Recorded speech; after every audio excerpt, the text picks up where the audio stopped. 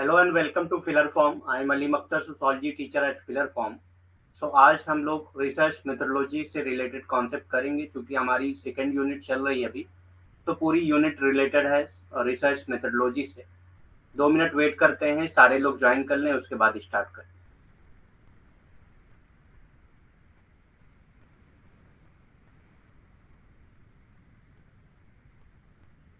तब तक आप लोग कंफर्म करिए वॉइस एंड पीपीटी क्लियर है या नहीं।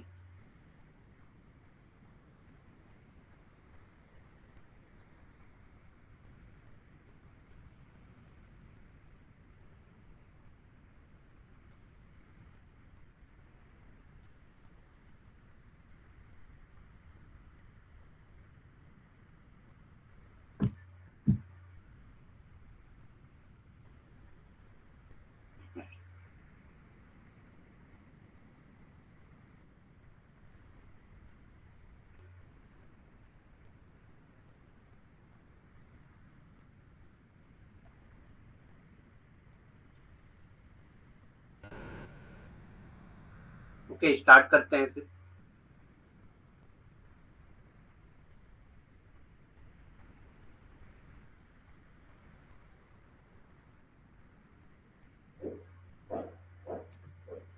सो जिन्होंने अभी तक फिलर फॉर्म को ज्वाइन नहीं किया है, उनके लिए ऑफर है कि वो मेरा रेफरल कोड जो कि अलीम 10 है वो यूज करें, उनको 10% एक्स्ट्रा डिस्काउंट मिल जाएगा।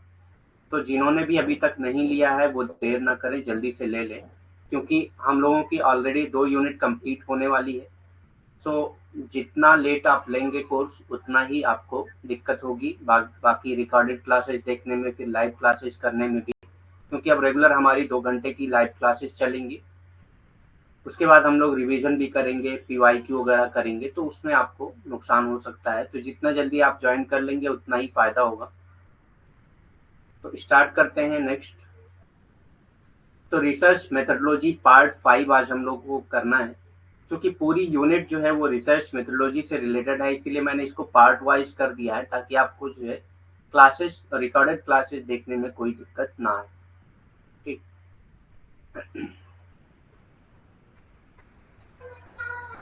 तो सबसे पहले इसमें हम लोग स्टडी करेंगे सैम्पलिंग के बारे में। Good evening. सबसे पहले हम लोग सैम्पलिंग के बारे में देखेंगे, नमूना क्या होता है या सैम्पलिंग क्या होती है। ठीक। सैम्पलिंग पढ़ने से पहले मैं दो चीजें आपको बता दूं। एक तो होता है पॉपुलेशन और यूनिवर्स। पॉपुलेशन या यूनिवर्स,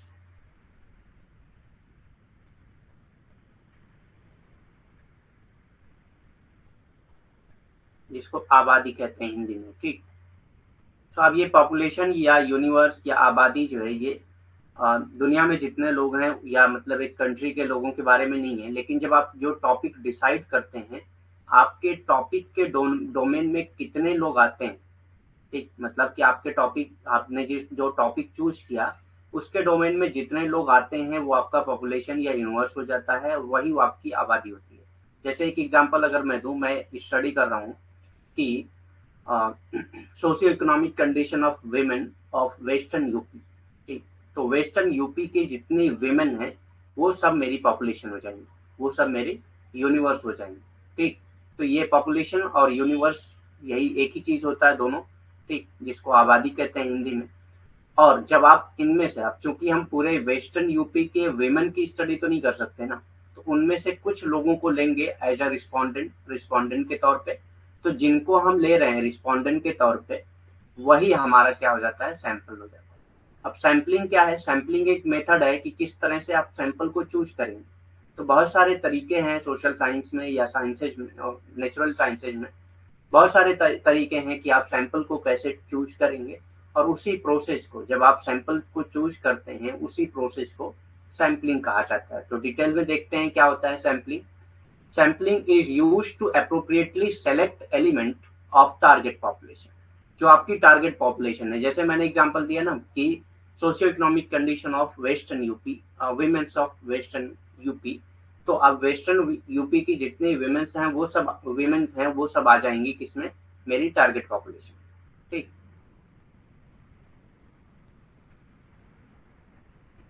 नहीं, 8 बजे क्लास नहीं होती है, यहीं पे क्लास होती है। ठीक। Population to create a sample group that is representative of the entire population. जो सैंपल होगा वो पूरे इंटायर पॉपुलेशन को रिप्रेजेंट कर रहा होता है। ठीक, जो सैंपल होगा वो पूरे इंटायर पॉपुलेशन को रिप्रेजेंट कर रहा होता है, मतलब वो पूरे इंटायर पॉपुलेशन के लिए ही होता है। ठीक, तो जो हमारा टारगेट पॉपुलेशन होता है, उसी टारगेट पॉपुलेशन में से हम कुछ सैंपल चूज कर लेते हैं जो पूरे टारगेट पॉपुलेशन को रिप्रेजेंट करता है। ठीक, इसी प्रोसेस को क्या कहा जाता है? सैंपलिंग कहा जाता है। नमूना लेना क्या है? नमूनाकरण का उपयोग दक्षिण आबादी के तत्वों का उचित रूप से चयन करने के लक्षित आबादी, यानी कि जो आपका जिस आबादी पे आप रिसर्च कर शोध करना चाह रहे हैं, वो पूरी आबादी आपकी क्या हो जाती है? लक्षित आबादी हो जाती है। उनके तत्वों का उचित रूप से चयन करने के लिए किया जाता है। तो उनमें से कुछ तत्व को आप चूज कर लेते हैं, क्योंकि पूरी आबादी के साथ लेकर शोध करना तो संभव है नहीं। ठीक, although कुछ ऐसी रिसर्च हैं जो होती हैं पूरी आबादी को लेकर, लेकिन जनरली जो रिसर्च होते हैं वो उसमें जो है पूरी आबादी को लेना संभव नहीं होता है। तो उसमें आप कुछ नमूने लेकर, यानी कि कुछ तत्व जो आबादी है आपकी उसमें से कुछ लोगों को लेकर उस पे शोध करते हैं। और वो जो लोग होते हैं वो जो नमूना आप चूज करते हैं वो पूरे आबादी का प्रतिनिधित्व करते हैं। ठीक, वो पूरे आबादी का प्रतिनिधित्व करते हैं। तो इससे क्या पता चला कि आप जो आबादी के कुछ पार्ट्स को, यानी कि कुछ लोगों को उनमें से लेते हैं और उसी पे शोध करते हैं, लेकिन वो जिनको आप ले रहे हैं वो आबादी का प्रतिनिधित्व कर रहे हों, ऐसे लोगों को ही आपको लेना है। ठीक, ऐसा नहीं कि किसी को भी उठा के ले लिया। तो इसी प्रोसेस को क्या कहा जाता है? नमूना लेना कहलाता है। ठीक, जैसे एक एग्जांपल अगर मैं दूं, कभी भी जब चावल पकता है, तो चावल अगर आप हंडी में पकाते हैं तो हंडी में जब चावल पक जाता है तो उसमें से एक चावल लेकर जो है हम लोग क्या करते हैं? चेक करते हैं कि चावल पक गया या नहीं। अब वो एक चावल ही डिसाइड करेगा कि पूरा चावल पका है या नहीं। तो वो एक चावल क्या है? वो रिप्रेजेंट कर रहा है पूरे चावल की जो हांडी है, वो पूरे जितने भी चावल उसमें हैं वो सब जो है क्या हो जाएंगे? हाँ, उन सबको ये एक चावल रिप्रेजेंट कर रहा है। अगर ये एक चावल कच्चा होगा तो पूरे चावल को फिर से पकाया जाएगा, एक चावल अगर पक चुका होगा तो पूरे चावल को अब नहीं पकाया जाएगा। ठीक, तो ये क्या है? एक तरह का नमूना था ये चावल। ठीक, और हमारा जो पूरा हांडी का जो चावल है वो यूनिवर्स हो जाएगा। ठीक, ये सैंपल हो जाएगा और वो यूनिवर्स हो जाएगा। ठीक।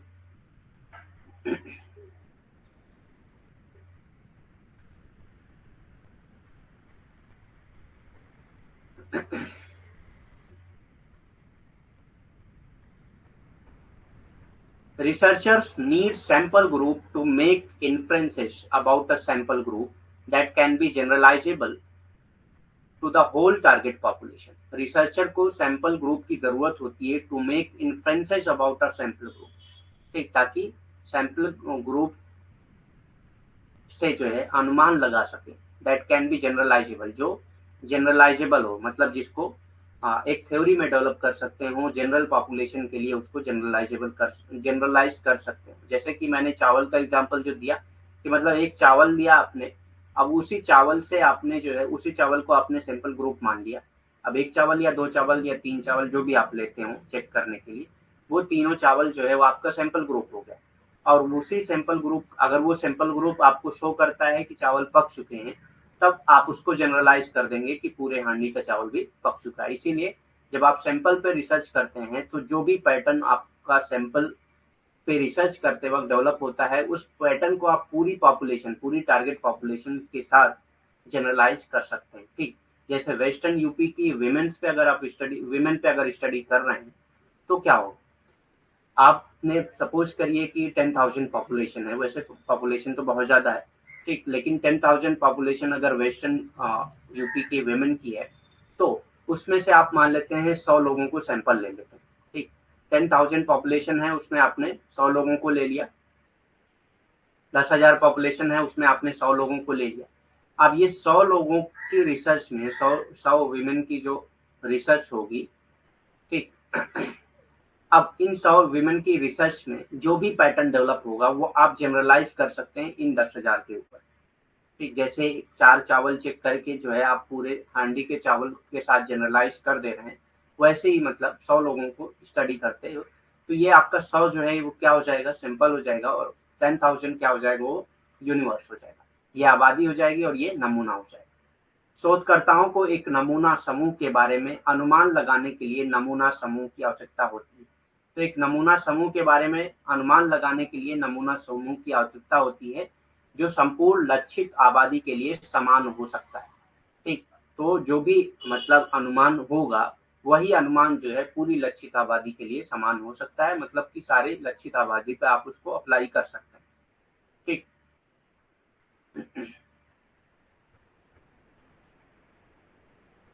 प्रोबेबिलिटी सैंपलिंग सबसे पहले आता है। इसमें दो टाइप की सैंपलिंग होती है, एक होता है प्रोबेबिलिटी सैंपलिंग, दूसरा होता है नॉन प्रोबेबिलिटी सैंपलिंग। ठीक, तो हम लोग सबसे पहले देखेंगे प्रोबेबिलिटी सैंपलिंग क्या होती है। संभाव्यता नमूना चयन क्या होता है। ठीक, in probability sampling sometimes also referred as scientific or random sampling. तो प्रोबेबिलिटी सैंपलिंग को कभी कभी जो है साइंटिफिक या रैंडम सैंपलिंग भी कहा जाता है। ठीक, तो प्रोबेबिलिटी सैंपलिंग को कभी कभी साइंटिफिक या रैंडम सैंपलिंग भी कहा जाता है। The sample is selected using random method. Random method के जरिए आप जो है सैंपल सिलेक्ट करते हैं। इसमें रैंडम मतलब कि आपको रैंडमली ही, मतलब रैंडम कहते हैं किसी को भी मतलब अंदाजन आप सेलेक्ट कर लेते हो, तो उसको रैंडम मेथड कहते हैं। जैसे कि अगर एक बॉक्स में जो है कई कलर की बॉल रखी हुई है, और आप जो है रैंडमली हाथ डाल के उसमें से कुछ निकाल रहे हैं। ठीक, तो अब किस कलर की बॉल आएगी ये आपको पता नहीं है ना, तो यही होता है रैंडम मेथड। ठीक, रैंडम मेथड से ही आप सिलेक्ट करेंगे सैंपल को, पूरे पॉपुलेशन की लिस्ट बना के आप डाल देंगे, और उसके बाद उसमें से कुछ लोगों को सिलेक्ट कर लेंगे रैंडमली। ठीक, बगैर देखे, तो वो जो लोग सेलेक्ट हुए वही आपका सैंपल हो जाएंगे। तो ऐसा नहीं है कि प्रोबेबिलिटी सैंपलिंग करने के लिए जो रैंडम मेथड हम लोग यूज करते हैं वो सिर्फ ऐसा ही है कि मतलब पर्ची डाल के ही चेक करते हैं। कई तरीके आ चुके हैं, कंप्यूटर सॉफ्टवेयर भी आ चुके हैं अब, जो रैंडम सैंपलिंग करके आपको दे देते हैं। ठीक, टिपेट टेबल भी आ चुका है, जिससे मतलब आप रैंडम सैंपलिंग करते हैं। संभाव्यता नमूना चयन क्या होता है। संभाव्यता नमूना चयन कभी कभी वैज्ञानिक या यादृच्छिक नमूना चयन के रूप में भी जाना जाता है। ठीक, सो संभाव्यता नमूना चयन को कभी कभी वैज्ञानिक या यादृच्छिक नमूना चयन के रूप में भी जाना जाता है। नमूना यादृच्छिक तरीकों का उपयोग करके चुना जाता है। ठीक, तो यादृच्छिक तरीका क्या है, वही रैंडम तरीका है, मतलब बगैर देखे आप करते हैं। सारे लोगों की लिस्ट होती है और उसमें जो है अपनी इच्छा ना लगाते हुए, मतलब आपकी इच्छा नहीं होनी चाहिए कि किसको किसको आप सिलेक्ट करेंगे, बल्कि आप जो है एक ऐसे तरीका अपनाते हैं जिसमें सारे लोगों का चांस हो सिलेक्ट होने का। ठीक,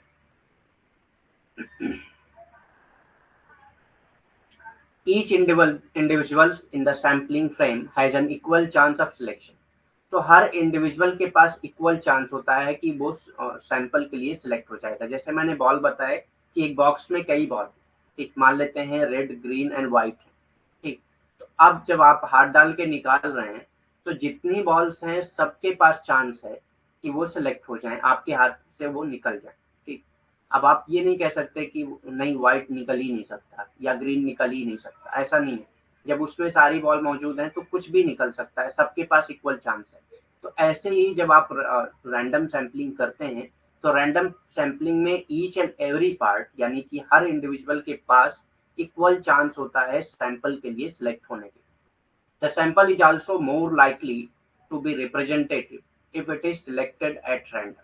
ठीक, और रैंडम अगर आप सिलेक्ट करते हैं तो ये ज्यादा रिप्रेजेंटेटिव भी होते हैं। ठीक, जब आप रैंडमली सेलेक्ट करते हैं तो ये ज़्यादा रिप्रेजेंटेटिव भी होते हैं, मतलब कि ज़्यादा अच्छी तरीके से जो ये प्रतिनिधित्व कर पाते हैं। ठीक, नमूने के फ्रेम में प्रत्येक व्यक्ति के पास चयन का समान अवसर होता है। ठीक, तो नमूना का जब चयन किया जाता है, ठीक, यादृच्छिक तरीके में जब नमूना का चयन किया जाता है, तो उसमें हर व्यक्ति के पास ये अवसर, समान अवसर होता है कि वो इसमें चयन हो सकता है। ठीक, नमूने के लिए चयन हो जाए। नमूना भी प्रतिनिधित्व होने की अधिक संभावना है। नमूना भी प्रतिनिधित्व होने की अधिक संभावना है यदि इसे यादृच्छिक रूप से चुना जाता है। अगर यादृच्छिक रूप से ही नमूने को चुना जाए, तो ये माना जाता है कि ये अच्छी तरीके से जो है प्रतिनिधित्व कर सकता है। ठीक, there are 3 types of probability sampling. तो प्रोबेबिलिटी सैंपलिंग के 3 टाइप्स हैं, ठीक, वो हम लोग देखेंगे आगे कि कौन कौन से 3 टाइप्स हैं। प्रायिकता प्रतिचयन 3 प्रकार के होते हैं, ठीक, या संभवतः नमूना चयन भी कह सकते हैं आप। तो संभवतः नमूना चयन जो है वो 3 प्रकार के होते हैं। कौन कौन से होते हैं देख लेते हैं हम लोग।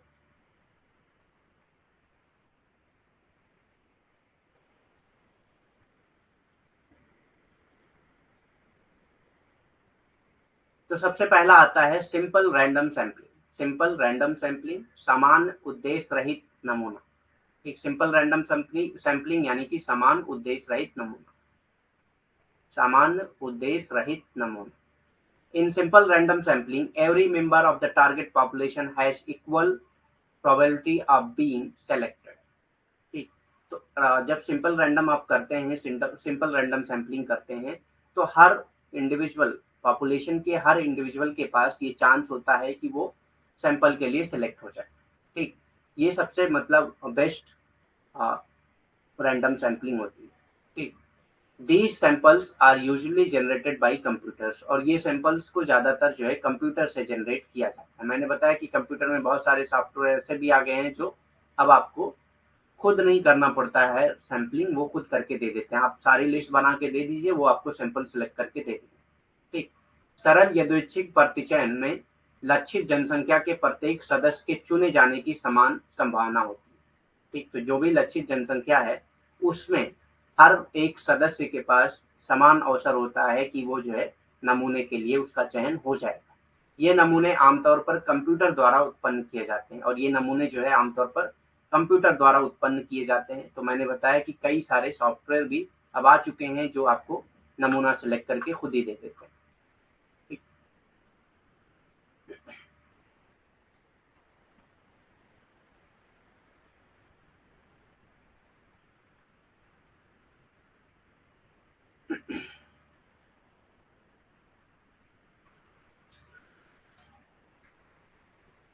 उसके बाद नेक्स्ट आता है सिस्टमैटिक रैंडम सैंपलिंग, व्यवस्थित यादृच्छिक नमूनाकरण।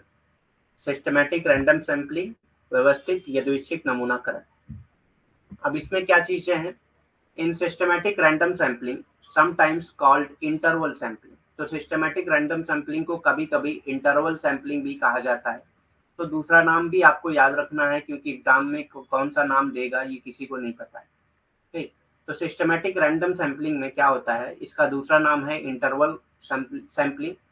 Researcher take items from the sampling frame as specific interval. तो इसमें जो है एक स्पेसिफिक इंटरवल पे जो है वो क्या करता है, सैंपलिंग को सिलेक्ट करता है। Also refer to as every nth item, इसको एवरी nth आइटम भी कह सकते हैं आप।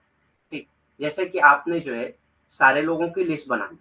ठीक, अब आपने कह दिया कि मुझे जो है, जैसे आपने 1000 लोगों की लिस्ट बना ली,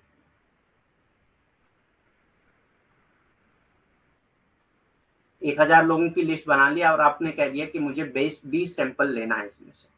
ठीक, तो आप जो है रैंडमली पहला जो है सिलेक्ट कर लेंगे, पहला रैंडमली सिलेक्ट कर लेंगे।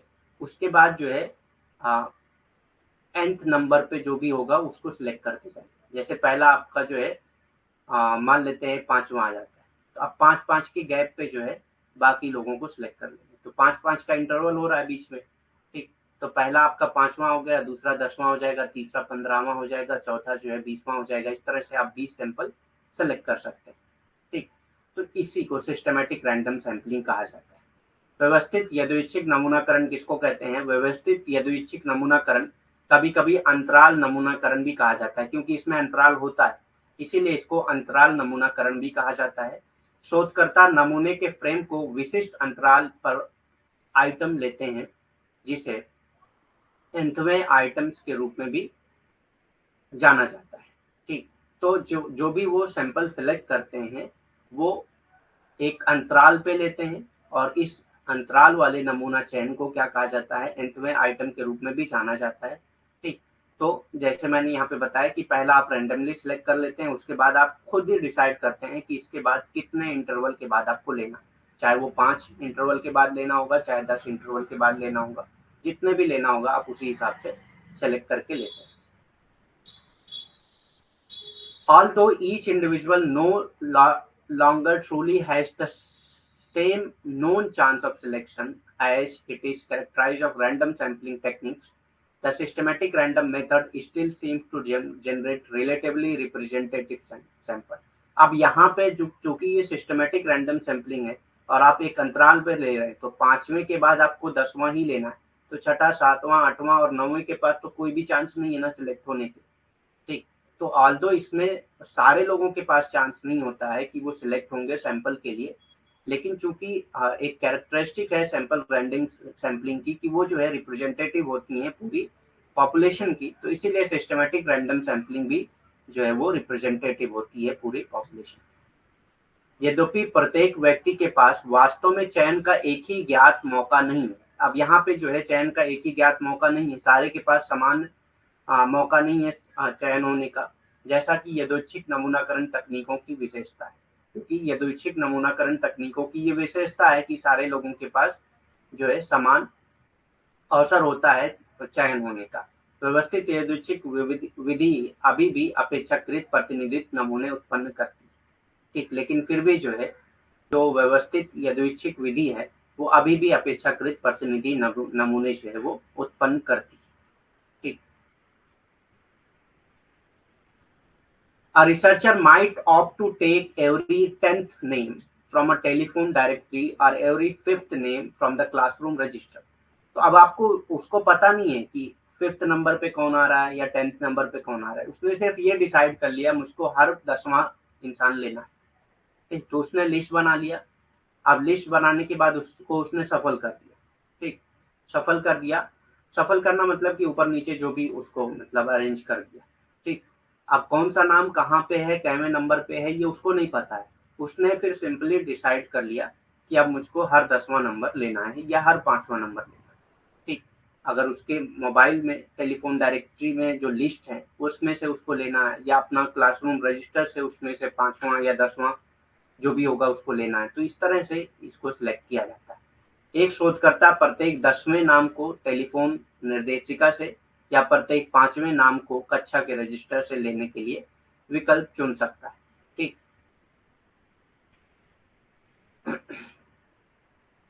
उसके बाद नेक्स्ट आता है स्ट्रेटिफाइड रैंडम सैम्पलिंग। अब ये स्ट्रेटिफाइड रैंडम सैम्पलिंग क्या होता है? स्तरीकृत यादृच्छिक नमूना क्या होता है? Stratified random sampling is often conducted to ensure that certain groups from the overall population are adequately represented in the sample. ठीक, तो अब स्ट्रेटिफाइड रैंडम सैम्पलिंग में आप ये सुनिश्चित करने की कोशिश करते हैं कि हर ग्रुप से सैंपल आ जाए। ठीक, अगर आप ऐसी जगह की स्टडी कर रहे हैं जिसमें कई ग्रुप्स हैं, ठीक, तो जब कई ग्रुप हैं तो आप उसमें क्या बना लेते हैं, स्ट्रेटा बना लेते हैं और ये सोचते हैं कि सारे ग्रुप से सैंपल आए। क्योंकि देखिए, अगर मैं मतलब कास्ट ग्रुप की स्टडी कर रहा हूँ तो उसमें कुछ ब्राह्मण हैं, कुछ शूद्रा हैं, कुछ जो है वैश्या हैं, कुछ क्षत्रिया हैं, तो ये चारों मान लेते हैं कास्ट है और इसकी मैं स्टडी करना चाह रहा हूँ। ठीक, तो अगर मैं रैंडम सैम्पलिंग कर लेता हूँ, सिंपल रैंडम सैम्पलिंग करता हूँ, तो ज्यादातर चांस है कि हो सकता है एक ही कास्ट के सारे लोग आ जाए। ठीक, या ज्यादातर चांस है कि मतलब 2 कास्ट के सारे लोग आ जाए, 3 कास्ट के सारे लोग आ जाए, मतलब ऐसा जरूरी नहीं है कि सारी कास्ट से सैंपल आएगा आपके पास। ठीक, ऐसा जरूरी नहीं है जब आप सिंपल रैंडम करेंगे, इसीलिए आप स्ट्रेटा बना लेते हैं। पहले ब्राह्मण की अलग लिस्ट बना लेंगे आप, फिर क्षत्रिय की अलग लिस्ट बना लेंगे, फिर वैश्या, फिर शूद्रा। ठीक, इस तरह से सबकी अलग अलग लिस्ट बना लेंगे। अब इसमें से इस लिस्ट में से सिंपल रैंडम सैंपलिंग करें। ठीक, तो कुछ ब्राह्मण भी आ जाएंगे आपके लिस्ट में और कुछ जो है क्षत्रिय, कुछ वैश्या और कुछ शूद्रा, सारे ग्रुप के आ जाएंगे। ठीक, तो इसी को कहा जाता है स्ट्रेटिफाइड रैंडम सैम्पलिंग, क्योंकि इसमें हर ग्रुप से रिप्रेजेंटेशन होता है और आप स्ट्रेटा ही इसीलिए बनाते हैं क्योंकि आप जिसकी स्टडी करना चाह रहे हैं उसमें जो ग्रुप हैं उनमें कुछ डिफरेंसेस है। ठीक, सही से समझ में नहीं आया, अभी बता रहा हूँ, मैं पूरा एग्जांपल देके बताऊंगा उसमें तो समझ में आ जाएगा उसमें। स्तरीकृत यादृच्छिक नमूनाकरण क्या है? स्तरीकृत यादृच्छिक नमूनाकरण अक्सर ये सुनिश्चित करने के लिए आयोजित किया जाता है कि नमूने में समग्र आबादी के कुछ समूहों का पर्याप्त रूप से प्रतिनिधित्व किया जा सके। ठीक, तो सारे ग्रुप हैं, जो सारे समूह हैं, सारे समूह का प्रतिनिधित्व हो सके, ऐसा करने के लिए आप जो है स्तरीकृत यादृच्छिक नमूनाकरण करते हैं। जैसे मान लेते हैं मैं वेस्टर्न यूपी की स्टडी कर रहा हूँ, ठीक, तो अब मैं सोच रहा हूँ, पहले तो मैं ये सोचा कि मतलब ठीक है, मैं रिलीजन के बेस पे कर रहा हूँ, समझ लेते हैं, ठीक। तो अब आप देखेंगे कि वेस्टर्न यूपी में मुस्लिम्स भी पाए जाते हैं, मुस्लिम भी हैं, हिंदू भी हैं और सिख भी हैं और क्रिश्चियन भी हैं, और भी हैं, रिलीजन और भी हैं, लेकिन हम लोग 4 ले रहे हैं, ठीक। अब मान लेते हैं कि मुस्लिम जो है यहाँ पे 50 हैं, हिंदू 100 हैं, ठीक, सिख जो है वो 20 हैं और क्रिश्चियन जो है वो 40 है। अब आप सोच रहे हैं कि अगर मैं रैंडम सिंपल रैंडम सैंपलिंग करता हूँ, ठीक, तो सारे लोगों को एक साथ जोड़ लूंगा, मतलब कि ये 50, 100, 150 और 150 और 60 कितना हो गया, 210। अब 210 लोगों की मैं लिस्ट बना लेता हूँ, ठीक, 210 लोगों की जब मैंने लिस्ट बनाया, तो क्या हुआ कि अब मैं अगर इसमें सिंपल रैंडम सैंपलिंग लगाता हूँ, ठीक, और मैं सिलेक्ट कर रहा हूँ 40 सैंपल, ठीक, ऐसा जरूरी नहीं कि आप 40 ही सिलेक्ट करें, वो आपको बाद में पता चलेगा कि मतलब कितने सैंपल आपको सिलेक्ट करना होता है, ठीक, आगे हम लोग पढ़ेंगे। तो मान लेते हैं इसमें 210 में से मुझको 40 लोगों को सिलेक्ट करना है। अब मैं अगर सिंपल रैंडम सैंपलिंग लगाता हूँ और मतलब कंप्यूटर को मैं मतलब कमांड देता हूँ कि मुझको 40 लोगों को इसमें से चूज करके, वो 40 लोगों को तो चूज करके देगा और रैंडमली चूज करके देगा, इसमें कोई दिक्कत नहीं है। लेकिन ये 40 हो सकता है कि सारे के सारे हिंदू हिंदू ग्रुप से आ जाए, ठीक, या सारे के सारे मुस्लिम ग्रुप से आ जाए, ठीक, या मुस्लिम और हिंदू दोनों मिला के आ जाए, सिख और क्रिश्चियन ना आए, या हो सकता है पूरे के पूरे क्रिश्चियन ही आ जाए 40 के 40, ठीक। तो अब मैं ये चाह रहा हूँ कि ऐसा ना हो, ऐसा ना हो, सारे ग्रुप का रिप्रेजेंटेशन हो, सारे ग्रुप से सैंपल मिले मुझको। तब मैं क्या करूंगा कि सबका स्ट्रेटा अलग अलग कर लूंगा। अब जो है पहले मैं क्या करूंगा, 4 है ना, चारों में से अगर 10-10 मुझको सिलेक्ट करना है, सपोज करिए, ठीक, ऐसा नहीं है, स्ट्रेटिफाइड में ऐसा नहीं होता है कि मतलब सब में इक्वल सिलेक्ट करना होता है, मैं एक एग्जांपल के तौर पे बता रहा हूँ बस, ठीक। तो आपने मुस्लिम की लिस्ट पहले दे दिया, कंप्यूटर को कमांड दे दिया मुस्लिम की लिस्ट में से और कहा कि मतलब 10 लोगों को सिलेक्ट करके दे। अब आपके पास 10 मुस्लिम आ गए। फिर आपने हिंदू लोगों की लिस्ट दे दिया, हिंदू रिलीजन को मानने वालों की लिस्ट दे दिया और उसमें से भी आपने कहा कि 10 लोगों से को सिलेक्ट करके दे दो, तो वो कंप्यूटर ने आपको फिर 10 दे दिया। फिर जो है सिख की लिस्ट दे दिया, उसमें भी से भी आप कंप्यूटर ने आपको जो है 10 लोगों को दे दिया। फिर क्रिश्चियन की दिया, उसमें से 10 लोगों को दे दिया। अब सारे लोगों का रिप्रेजेंटेशन हुआ ना, लेकिन यहाँ पे भी रैंडम सैंपलिंग ही हो रहा है, क्योंकि कंप्यूटर जो कर रहा है वो रैंडम सैंपलिंग कर रहा है। बस आप क्या कर रहे हैं, एक साथ पूरी लिस्ट नहीं दे रहे हैं। एक साथ पूरी लिस्ट इसलिए नहीं दे रहे हैं ताकि हमारा जो सैंपल हो उसमें सारे ग्रुप का रिप्रेजेंटेशन हो सके, ठीक। तो ये समझ में आ गया अब क्या होता है सर्टिफाइड रैंडम सैंपलिंग।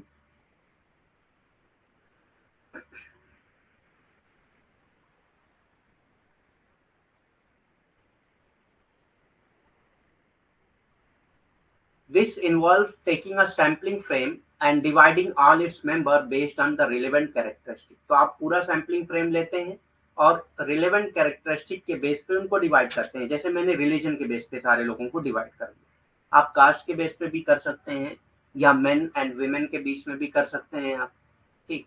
सेक्स के बेस पे भी कर सकते हैं, कास्ट के बेस पे भी कर सकते हैं, रिलीजन के बेस पे भी कर सकते हैं, क्लास के बेस पे भी कर सकते हैं। मतलब आपको स्टेटा बनाना है और फिर अलग अलग स्टेटा से सिंपल रैंडम सैंपलिंग करके आपको सैंपल सिलेक्ट करना है, ठीक।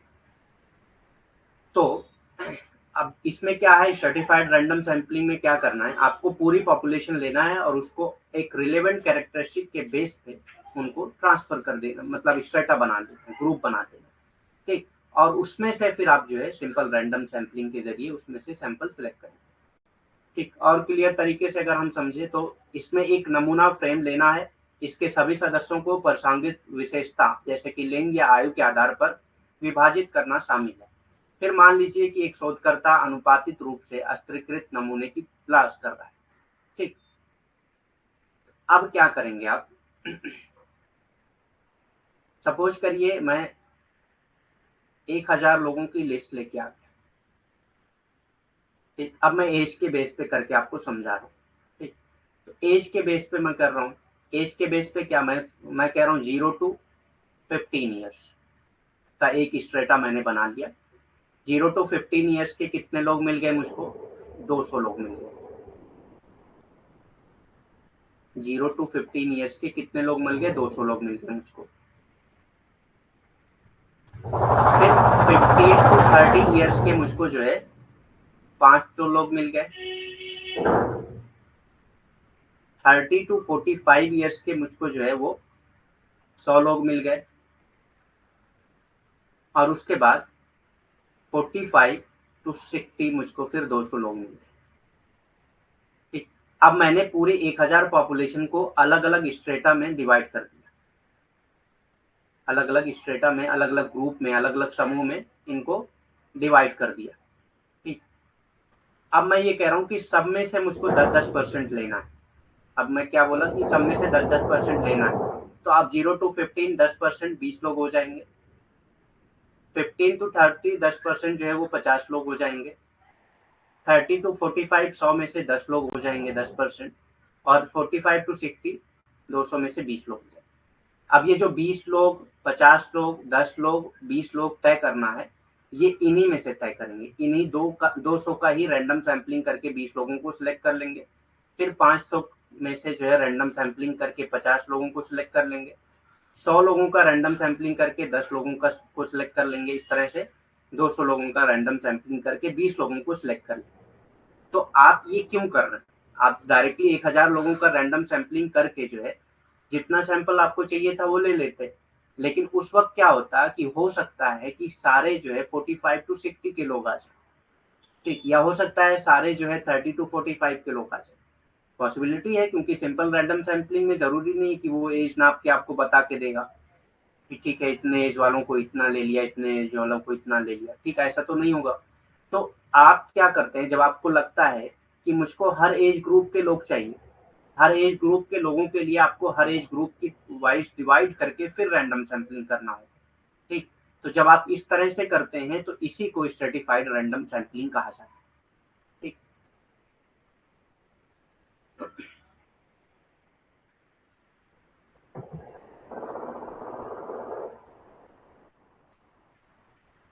In that case they will randomly select a sample from each सब ग्रुप। अब यहाँ पे बताया कि हर स्टेटा से आप जो है रैंडम सैंपलिंग करके अपना सैंपल सिलेक्ट कर लेते हैं in accordance with the proportion of demography in the whole target population. ठीक, तो डेमोग्राफिक बेस पे, मतलब जैसे मैंने बोला ना 10% सब में से ले लेंगे।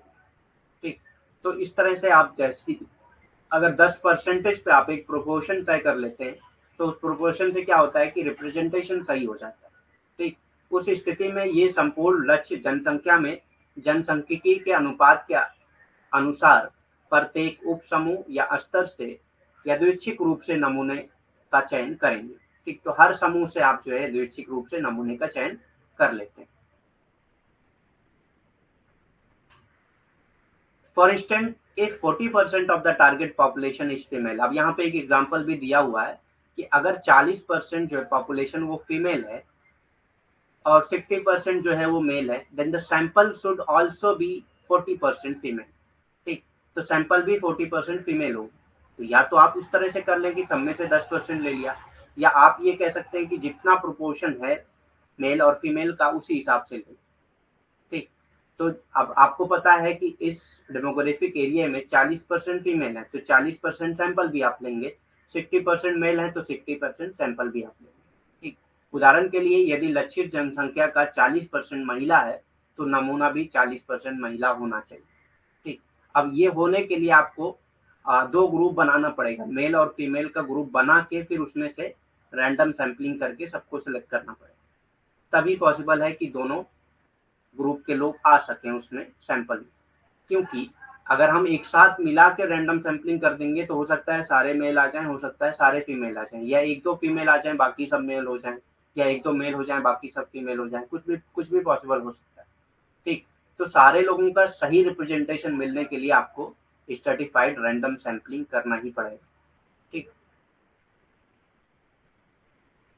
उसके बाद आता है नेक्स्ट नॉन प्रोबेबिलिटी सैंपलिंग। ये प्रोबेबिलिटी सैंपलिंग के टाइप्स और प्रोबेबिलिटी सैंपलिंग कंप्लीट हो चुकी है। अब देखते हैं नॉन प्रोबेबिलिटी सैंपलिंग क्या होती है, गैर संभावित नमूना क्या होता है। Non probability sampling tends to be used where there is no obvious sampling frame. ठीक, जब आपके पास जो है कोई ऑब्वियस सैंपलिंग फ्रेम ना हो तब आप जो है नॉन सैंपलिंग फ्रेम यूज करते हैं। ठीक, गैर संभवतः नमूनाकरण का उपयोग वहां किया जाता है जहां कोई अस्पष्ट नमूना फ्रेम नहीं होता है। ठीक, तो जहां पे कोई सही तरीके से नमूना फ्रेम मौजूद ना हो वहां पे आप क्या करते हैं, नॉन प्रोबेबिलिटी सैंपलिंग करते हैं। अभी हम लोग जब एग्जांपल देखेंगे, टाइप्स देखेंगे तो उसमें समझ में आ जाएगा। ठीक, there are three types of non probability sampling. तो नॉन प्रोबेबिलिटी सैंपलिंग के भी तीन टाइप्स होते हैं, गैर संभवतः नमूनाकरण के भी तीन प्रकार होते हैं। अब ये तीन प्रकार कौन कौन से होते हैं, तो इसमें सबसे पहले आता है स्नोबॉल सैंपलिंग, व्यापक नमूने लेना। ठीक, अब स्नोबॉल सैंपलिंग क्या होता है, in snowball sampling an individual or a few respondent is asked to identify other member of the target population. ठीक, तो कुछ मेंबर्स होते हैं और उन्हीं से आप जो है रिस्पोंडेंट में से कुछ ऐसे मेंबर होते हैं, उन्हीं से आप जो है उन्हीं मतलब उनके जैसे लोगों के बारे में पूछते रहते हैं, और उसी उसी बेस पे जो है आपकी अपने टारगेट पॉपुलेशन में से पूछते रहते हैं, और उसी बेस पे आपका सैंपल पूरा हो जाता है। Who may be willing to participate in the study, जो मतलब आपकी स्टडी में पार्टिसिपेट करना चाह रहे हैं। ठीक, स्नोबॉल नमूनाकरण में एक व्यक्ति या कुछ प्रतिवादियों को लक्षित आबादी के अन्य सदस्यों की पहचान करने के लिए कहा जाता है। तो आपके पास जो प्रतिभागी आ गए उन्हीं से आप जो है और भी प्रतिभागियों के बारे में पूछते हैं जो आपके अध्ययन में मतलब अपनी मर्जी से पार्टिसिपेट करना चाहते हैं, जो अध्ययन में भाग लेने के इच्छुक हो सकते हैं। ठीक, तो सपोज करिए कि आपको जो है कोविड पेशेंट पे स्टडी करना, और ये भी याद रखिएगा कि इन स्नोबॉल सैंपलिंग या व्यापक सैंपलिंग तब की जाती है जब आपको पॉपुलेशन का पता ना हो, आबादी का पता ना हो कि कितनी आबादी है इसका पता ना हो, तब आप जो है स्नोबॉल सैंपलिंग या व्यापक नमूने करते हैं। ठीक, अब क्यों, क्योंकि जैसे आपने देखा कि अगर कोविड पेशेंट की स्टडी करना है, ठीक, कोविड पेशेंट की अगर आपको स्टडी करना है तो आप क्या करेंगे, आपको पता नहीं है कि कितने कोविड पेशेंट हैं इंडिया में। मान लेते हैं अगर आपने इंडिया इंडिया में आप कर रहे हैं तो इंडिया में कितने कोविड पेशेंट हैं इसका डाटा आपके पास मौजूद नहीं है, तब आप स्नोबॉल सैंपलिंग करेंगे। क्यों स्नोबॉल सैंपलिंग करेंगे, क्योंकि यहाँ पे डाटा मौजूद नहीं है, तो हमको पता ही नहीं पॉपुलेशन कितनी है, आबादी कितनी है, आपकी स्टडी की जो आबादी है या पॉपुलेशन है वो कितनी है यही नहीं पता है। तो आप एक एक्स कोविड पेशेंट के पास गए, उससे आपने अपने जो रिसर्च से रिलेटेड जितने क्वेश्चन थे उसका जवाब पूछा उससे, उसने सारे चीज़ों का रिस्पॉन्स किया। उसके बाद आपने पूछा इससे कि क्या आपको पता है कि किसी और को कोविड हुआ था या कोई और कोविड पेशेंट आपकी जानकारी में है, तो उसने बता दिया कि हाँ वाई भी है।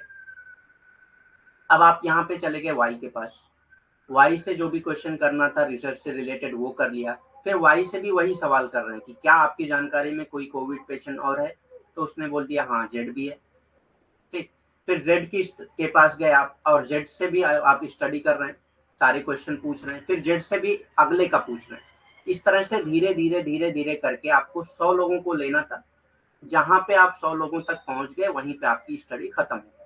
अब यहाँ पे आपको क्लियर पॉपुलेशन पता नहीं है कि कितनी पॉपुलेशन है, बस आपने 100 लोगों का सैंपल ले लिया, जितनी पॉपुलेशन थी उसमें से 100 लोगों का सैंपल ले लिया। लेकिन उन 100 लोगों का सैंपल लेने के लिए आपको ये नहीं पता है कि पॉपुलेशन कितनी है। 100 लोगों का सैंपल लेने के लिए 100 लोगों के बारे में भी नहीं पता था आपको, बस एक दूसरे से पूछते पूछते आप वहां पे पहुंचे। तो इस तरह की जब आप सैंपलिंग करते हैं तो इसी को स्नोबॉल सैंपलिंग यानी कि व्यापक नमूने कहलाया जाता है। ठीक, समझ में आ गया क्या होता है स्नोबॉल सैंपलिंग। कोविड पेशेंट हो गए, एड्स पेशेंट हो गए, जिनके बारे में बहुत ज़्यादा जानकारी नहीं अवेलेबल होती है, उनके लिए आप ये काम करते हैं। ठीक।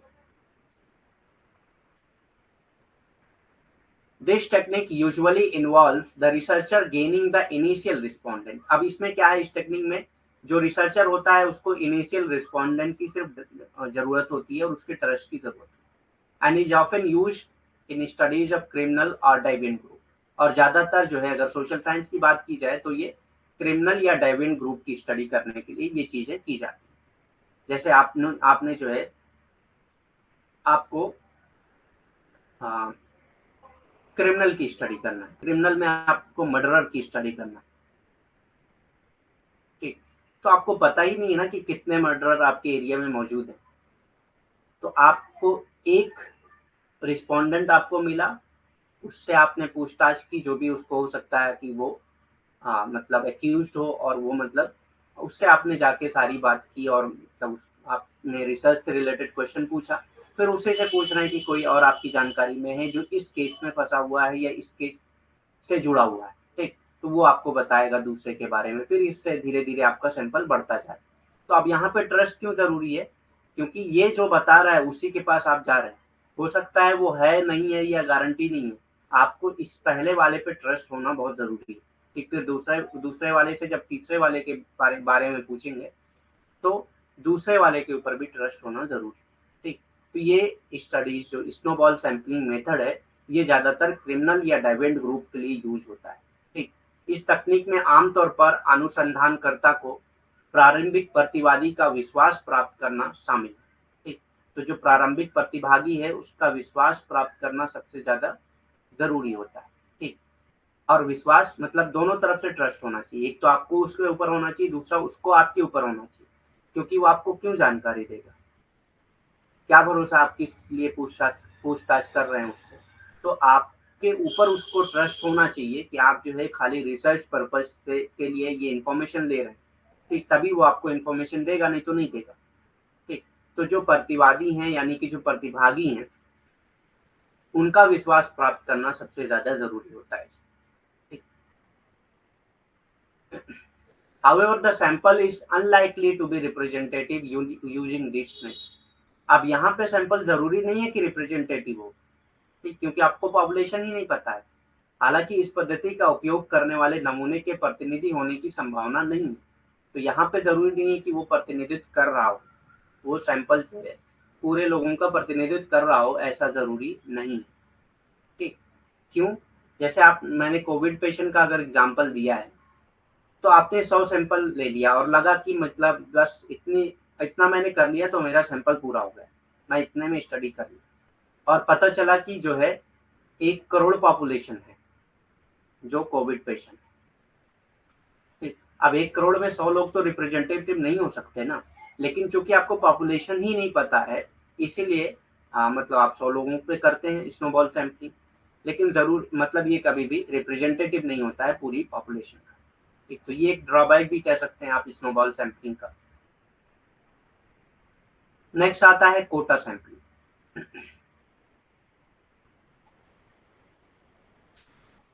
अब ये कोटा सैंपलिंग क्या होता है, quota sampling involve selecting an exact number of people from categories which are relevant to the study such as age or gender in proportion to how they are represented in the target population। तो proportion में लेते हैं। ठीक। और हर group में से लेते हैं। ठीक। प्रोपोर्शन में लेंगे और हर ग्रुप में से लेंगे, एक कोटा फिक्स कर देते हैं आप कि इतना जो है हम लोगों को लेना। कोटा सैंपलिंग में उन श्रेणियों से लोगों की सटीक संख्या का चयन करना शामिल है जो अध्ययन के लिए प्रासंगिक हैं, जैसे आयु या लिंग, लक्षित आबादी में उनका प्रतिनिधित्व कैसे किया जाता है। ठीक। तो चाहे आयु के बेस पे या लिंग के बेस पे करते हैं। Quota sampling is different to, अब ये थोड़ा सा मिलता जुलता है स्ट्रेटिफाइड सैंपलिंग में, क्योंकि आप एज ग्रुप को देख रहे हैं, तो एज ग्रुप में अलग अलग एज ग्रुप का आप स्टेटा बना लेंगे, फिर उसमें से सेलेक्ट करेंगे। तो ऐसा तो स्ट्रेटिफाइड रैंडम सैंपलिंग में भी होता था। तो कोटा सैंपलिंग और स्ट्रेटिफाइड रैंडम सैंपलिंग में क्या डिफरेंस है। ठीक। तो quota sampling is different to stratified random sampling in that the former doesn't involve statistically randomizing a sampling frame। ठीक। तो जो कोटा सैंपलिंग है उसमें आप जो है स्टैटिस्टिकली रैंडमाइज नहीं करते हैं, बल्कि ऐसे ही सिलेक्ट कर लेते हैं, रैंडम तरीके से आप सिलेक्ट नहीं करते।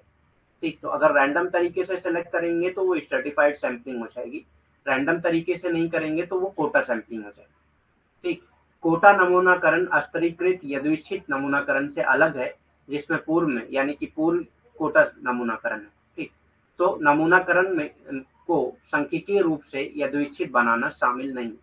ठीक, तो यहाँ पे यादृच्छिक नहीं होता है, रैंडम नहीं होता है, बल्कि आप नॉन रैंडम तरीके से उसको सिलेक्ट करते हैं। तो अगर नॉन रैंडम तरीके से यानी कि गैर यादृच्छिक तरीके से आपको सिलेक्ट कर रहे हैं और स्ट्रेटा में ही सिलेक्ट कर रहे हैं तो वो कोटा सैंपलिंग कहलाएगा।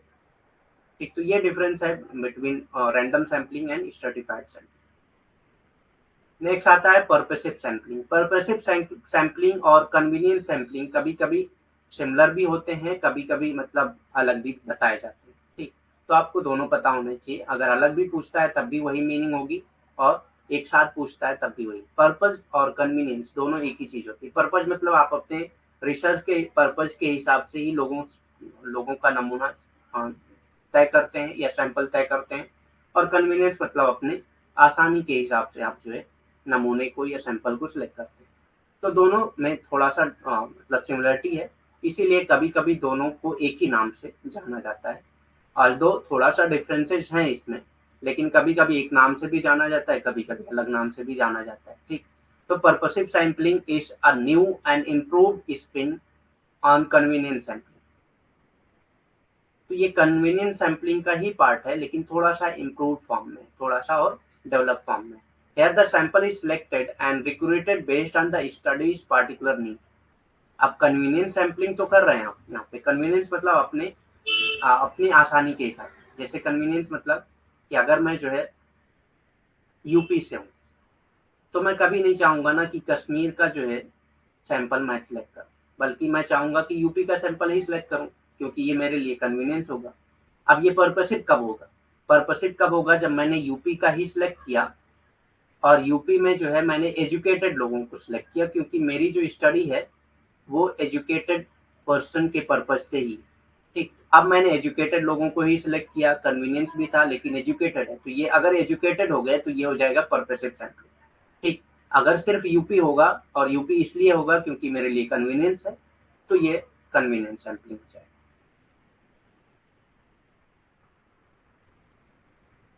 Kota sampling simply stratified sampling आप समझ गए। स्ट्रेटिफाइड सैंपलिंग में क्या होता है कि इस अलग अलग स्ट्रेटा, अलग अलग ग्रुप बना के उसके बाद रैंडम सैंपलिंग करके आप सैंपल सिलेक्ट करते हैं। कोटा सैंपलिंग में क्या है, अलग अलग ग्रुप तो आप बनाते हैं लेकिन रैंडम तरीके से नहीं, यादृच्छिक तरीके से आप सैंपल को नहीं सिलेक्ट करते हैं, बल्कि गैर यादृच्छिक तरीके से यानी कि नॉन रैंडम तरीके से आप सिलेक्ट करते हैं। तो अगर नॉन रैंडम तरीके से सिलेक्ट करेंगे तो वो कोटा सैंपलिंग हो जाएगी, और रैंडम तरीके से करेंगे तो वो स्ट्रेटिफाइड सैंपलिंग हो जाएगी। बस इतना डिफरेंस है बस।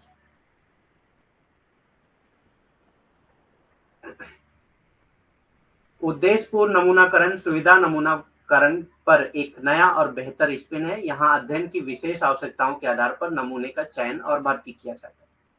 तो उद्देश्य पूर्ण नमूनाकरण और सुविधा नमूनाकरण में क्या डिफरेंस है? सुविधा नमूनाकरण में मतलब ये है कि अगर मैं यूपी का हूं तो मैं कश्मीर के नमूने नहीं सिलेक्ट करूंगा। उसकी मेन वजह है कि मेरे लिए ये जो सुविधाजनक नहीं होगा, मेरे लिए सुविधाजनक यही होगा कि मैं यूपी में ही स्टडी करूँ। ठीक, तो अब उसके बाद जो है मैं ये चाह रहा हूँ कि जो शिक्षित लोग हैं उनकी स्टडी करूँ। शिक्षित लोगों को क्यों करना है? क्योंकि ये मेरा मेरा उद्देश्य है, मेरी जो स्टडी का उद्देश्य है वो शिक्षित लोगों से ही पूरा हो सकता है, तो इसीलिए मैंने उसमें से भी शिक्षित लोगों को ही चूज किया। तो ये हो जाएगा उद्देश्य नमूनाचरण। ठीक, उद्देश्य पूर्ण नमूनाचरण या उद्देश्य नमूनाचरण।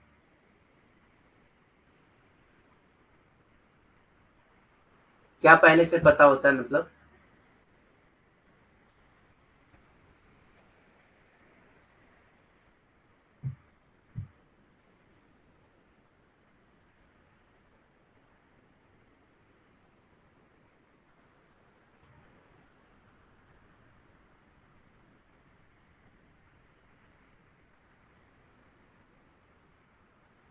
Examples of examples of group recruited through purposive sampling could be secondary school teacher. ठीक, तो अब यहाँ पे पर्पसिव सैम्पलिंग का एक एग्जाम्पल दिया है कि सेकेंडरी स्कूल टीचर। तो सेकेंडरी स्कूल टीचर आपका पर्पज हो गया, लेकिन आप जो है अपने आसपास के ही सेकेंडरी स्कूल की स्टडी कर रहे हैं, तो ये हो गया कन्वीनियंस। हाँ, ग्रुप पता होता है इसमें।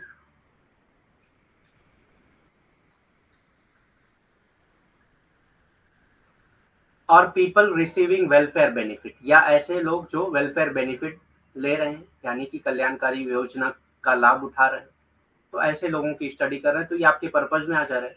और ऐसे लोग कहाँ मिलेंगे? मेरे आसपास मिल जाएं तो ज़्यादा बेहतर है। तो मेरे आसपास के जो लोग मिल रहे हैं, उनकी अगर मैं स्टडी करने लगूँ तो वो कन्वीनियंस हो जाएगा। पर्पज तो मेरा पूरा हो रहा है कि सेकेंडरी स्कूल टीचर, ठीक, लेकिन मेरे आसपास मिल जाए तो वो कन्वीनियंस हो जाएगा।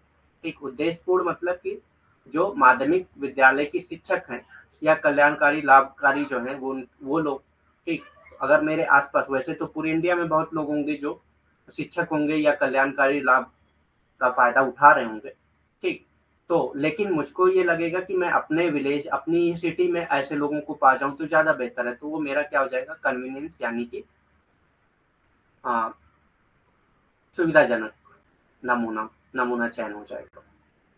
ठीक, इसमें भी नॉन रैंडम तरीके से करेंगे क्योंकि ये पूरा टाइप ही है नॉन रैंडम सैम्पलिंग का। ठीक, तो अब यहाँ पे कन्वीनियंस सैम्पलिंग दिया हुआ है, क्या होता है देख लेते हैं। Convenience sampling is use for the very purpose that is name state convenience. तो कन्वीनियंस सैम्पलिंग ही कन्वीनियंस के लिए ही यूज करती है ताकि हमको सुविधा मिल सके। जैसे मैंने बोला ना कि अगर मैं यूपी का हूँ तो कश्मीर के सैंपल नहीं सिलेक्ट करूंगा, उसकी मेन वजह है कि मेरे लिए कन्वीनियंस नहीं होगा। तो मैं यूपी के सैंपल ही सिलेक्ट कर रहा हूँ ताकि मेरे लिए कन्वीनियंस हो। तो इस तरह अगर मैं करता हूँ तो ये क्या हो जाएगा? कन्वीनियंस सैम्पलिंग कहलाएगा। This usually involves building a sample of people who are easily accessible, जिसको हम आसानी से पा सकते हैं। तो हम आसपास के लोगों को ही देखेंगे तभी तो आसानी से पाएंगे। सच एज फैमिली मेंबर, अपनी फैमिली मेंबर के ऊपर स्टडी करने लगे आप, अपने दोस्तों के ऊपर, passers by on the street और people who shop at the local market, या आपके बगल में जो मार्केट है उसमें कितने लोग आके शॉप कर रहे हैं, ये सारी चीजें मेरे लिए कन्वीनियंस है। अगर मतलब मैं मार्केट में कितने लोग आ रहे हैं उन पे स्टडी करना चाह रहा हूँ, तो जरूरी थोड़ी कि मैं यूपी छोड़ के महाराष्ट्र में जाके किसी शॉप की स्टडी करूँ। मेरे आसपास जो भी लोकल मार्केट है उसी की स्टडी कर लूंगा। It is also known as opportunity sampling, इसको अपॉर्चुनिटी सैम्पलिंग भी कहा जाता है, कन्वीनियंस सैम्पलिंग। ठीक, तो ये समझ में आ गया क्या होता है सुविधा नमूनाकरण। क्या होता है? सुविधा नमूनाकरण का उपयोग उसी उद्देश्य के लिए किया जाता है जिसका नाम कहलाता है, मतलब कि अपनी सुविधा के लिए ही आप करते हैं। मेरी सुविधा जो हो, मतलब मैं उत्तर प्रदेश का हूँ तो मेरी सुविधा तो यही होगा ना कि मैं उत्तर प्रदेश के ही नमूने सिलेक्ट करूँ। इसमें आमतौर पर उन लोगों का एक नमूना तैयार करना शामिल है जो आसानी से सुलभ होते हैं, जो आसानी से आपको मिल सकते हैं। जैसे कि परिवार के सदस्य, दोस्त, सड़क पर राहगीर या स्थानीय बाजार में खरीदारी करने वाले लोग। इसे अवसर नमूनाकरण भी कहा जाता है। तो इसे अवसर नमूनाकरण भी कहा जाता है।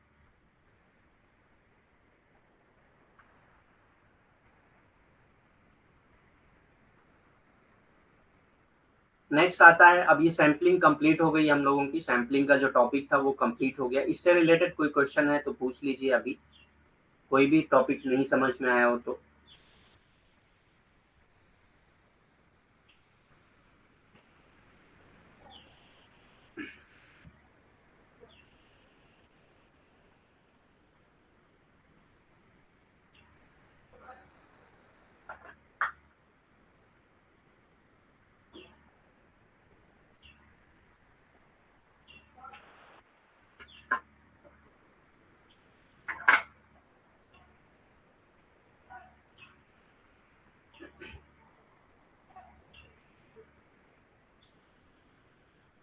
नहीं है तो फिर आगे बढ़ते हैं हम लोग।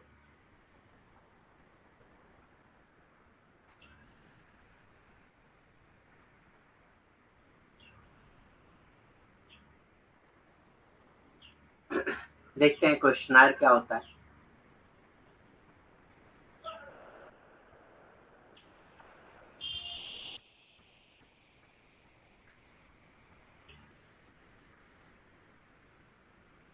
Questionnaire, A questionnaire is a research instrument used to collect data in the form of a list of questions in written form. तो क्वेश्चनायर क्या है? एक इंस्ट्रूमेंट, ठीक, डाटा कलेक्शन का। क्वेश्चनायर के जरिए आप जो है डाटा को कलेक्ट करते हैं in the form of list of question in written format. Written format में लिस्ट ऑफ क्वेश्चन होता है, आपके पास एक लिस्ट ऑफ क्वेश्चन होते हैं, क्वेश्चन की एक लिस्ट होती है, इसी में सारे क्वेश्चन लिखे होते हैं और रिस्पोंडेंट से पूछ के आप वो क्वेश्चन के आंसर भरते जाते हैं, ठीक। तो इसी को क्वेश्चनायर कहा जाता है। ये जो लिस्ट ऑफ क्वेश्चन है इसी को क्वेश्चनायर कहा जाता है और ये किस लिए यूज किया जाता है? डाटा कलेक्शन के लिए ही यूज किया जाता है, ठीक। प्रश्नावली एक शोध उपकरण है, ठीक। प्रश्नावली क्या है? एक शोध उपकरण है जिसका उपयोग लिखित प्रारूप में प्रश्नों की सूची के रूप में डेटा एकत्र करने के लिए किया जाता है। तो इसका उपयोग किस लिए किया जाता है? हाँ, प्रश्नों की सूची के रूप में डेटा एकत्र करने के लिए किया जाता है, ठीक। तो प्रश्नों की एक सूची होती है जिसको आपने देखा होगा कि आपके पास जब लोग आते हैं तो उनके हाथ में एक क्वेश्चनायर होता है और उसी क्वेश्चनायर के जरिए आपसे पूछते हैं, ठीक। सवाल पूछेंगे और आप जो जवाब देंगे उसी जवाब के अकॉर्डिंग वो नोट डाउन करते जाते हैं, ठीक। इसी को क्वेश्चनायर कहते हैं। क्वेश्चनायर सिंपल क्या है? एक लिस्ट ऑफ क्वेश्चन है, ठीक। एक लिस्ट ऑफ क्वेश्चन है जिसको यूज किया जाता है डाटा कलेक्शन के लिए, ठीक।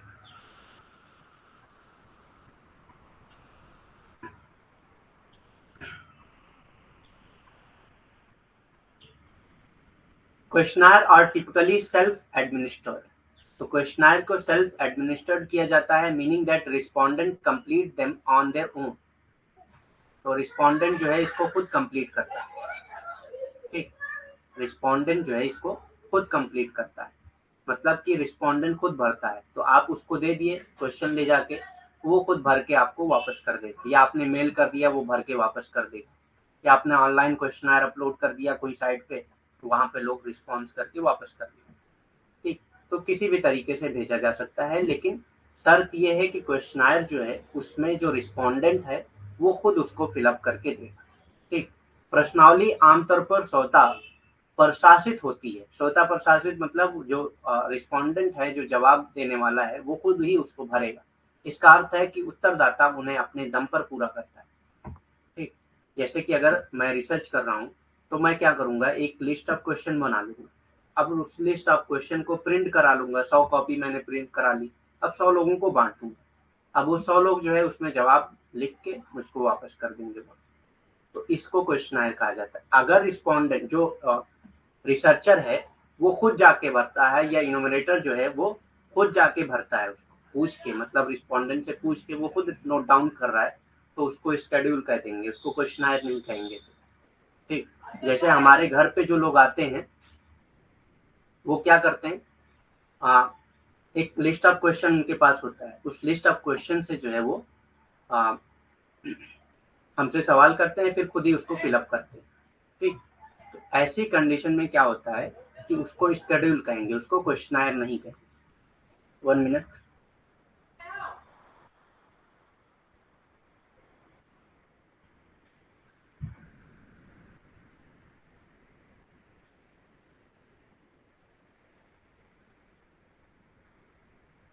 तो अगर इसमें रिस्पोंडेंट खुद भर रहा है तो वो क्वेश्चनायर होगा, अगर इनोमिनेटर या रिसर्चर खुद भर रहा है तो वो स्केड्यूल कहलाएगा, ठीक। तो ये डिफरेंस होता है क्वेश्चनायर और स्केड्यूल में। अभी आगे हम लोग देखेंगे स्केड्यूल क्या होता है, ठीक। टाइप्स ऑफ क्वेश्चन, प्रश्नों के प्रकार कौन कौन से होते हैं क्वेश्चनायर में?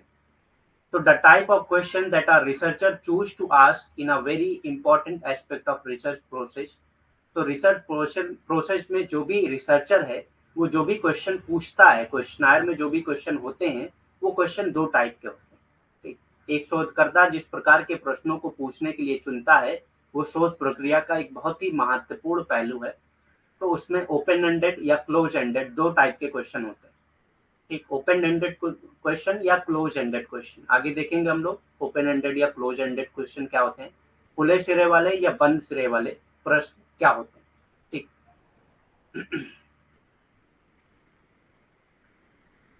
क्लोज एंडेड बंद सिरे वाले, ठीक। सो क्लोज एंडेड यानी कि बंद सिरे वाले क्वेश्चन कौन से होते हैं? Questionnaire can produce both qualitative and quantitative data. अब क्लोज एंडेड रिसर्च के जरिए जो है जो रिसर्चर है वो क्वालिटेटिव एंड क्वांटिटेटिव दोनों डाटा को कलेक्ट कर सकता है।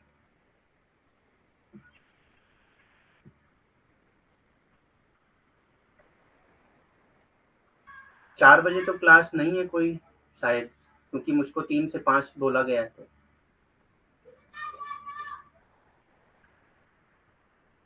क्लास 5 बजे ओवर होगी।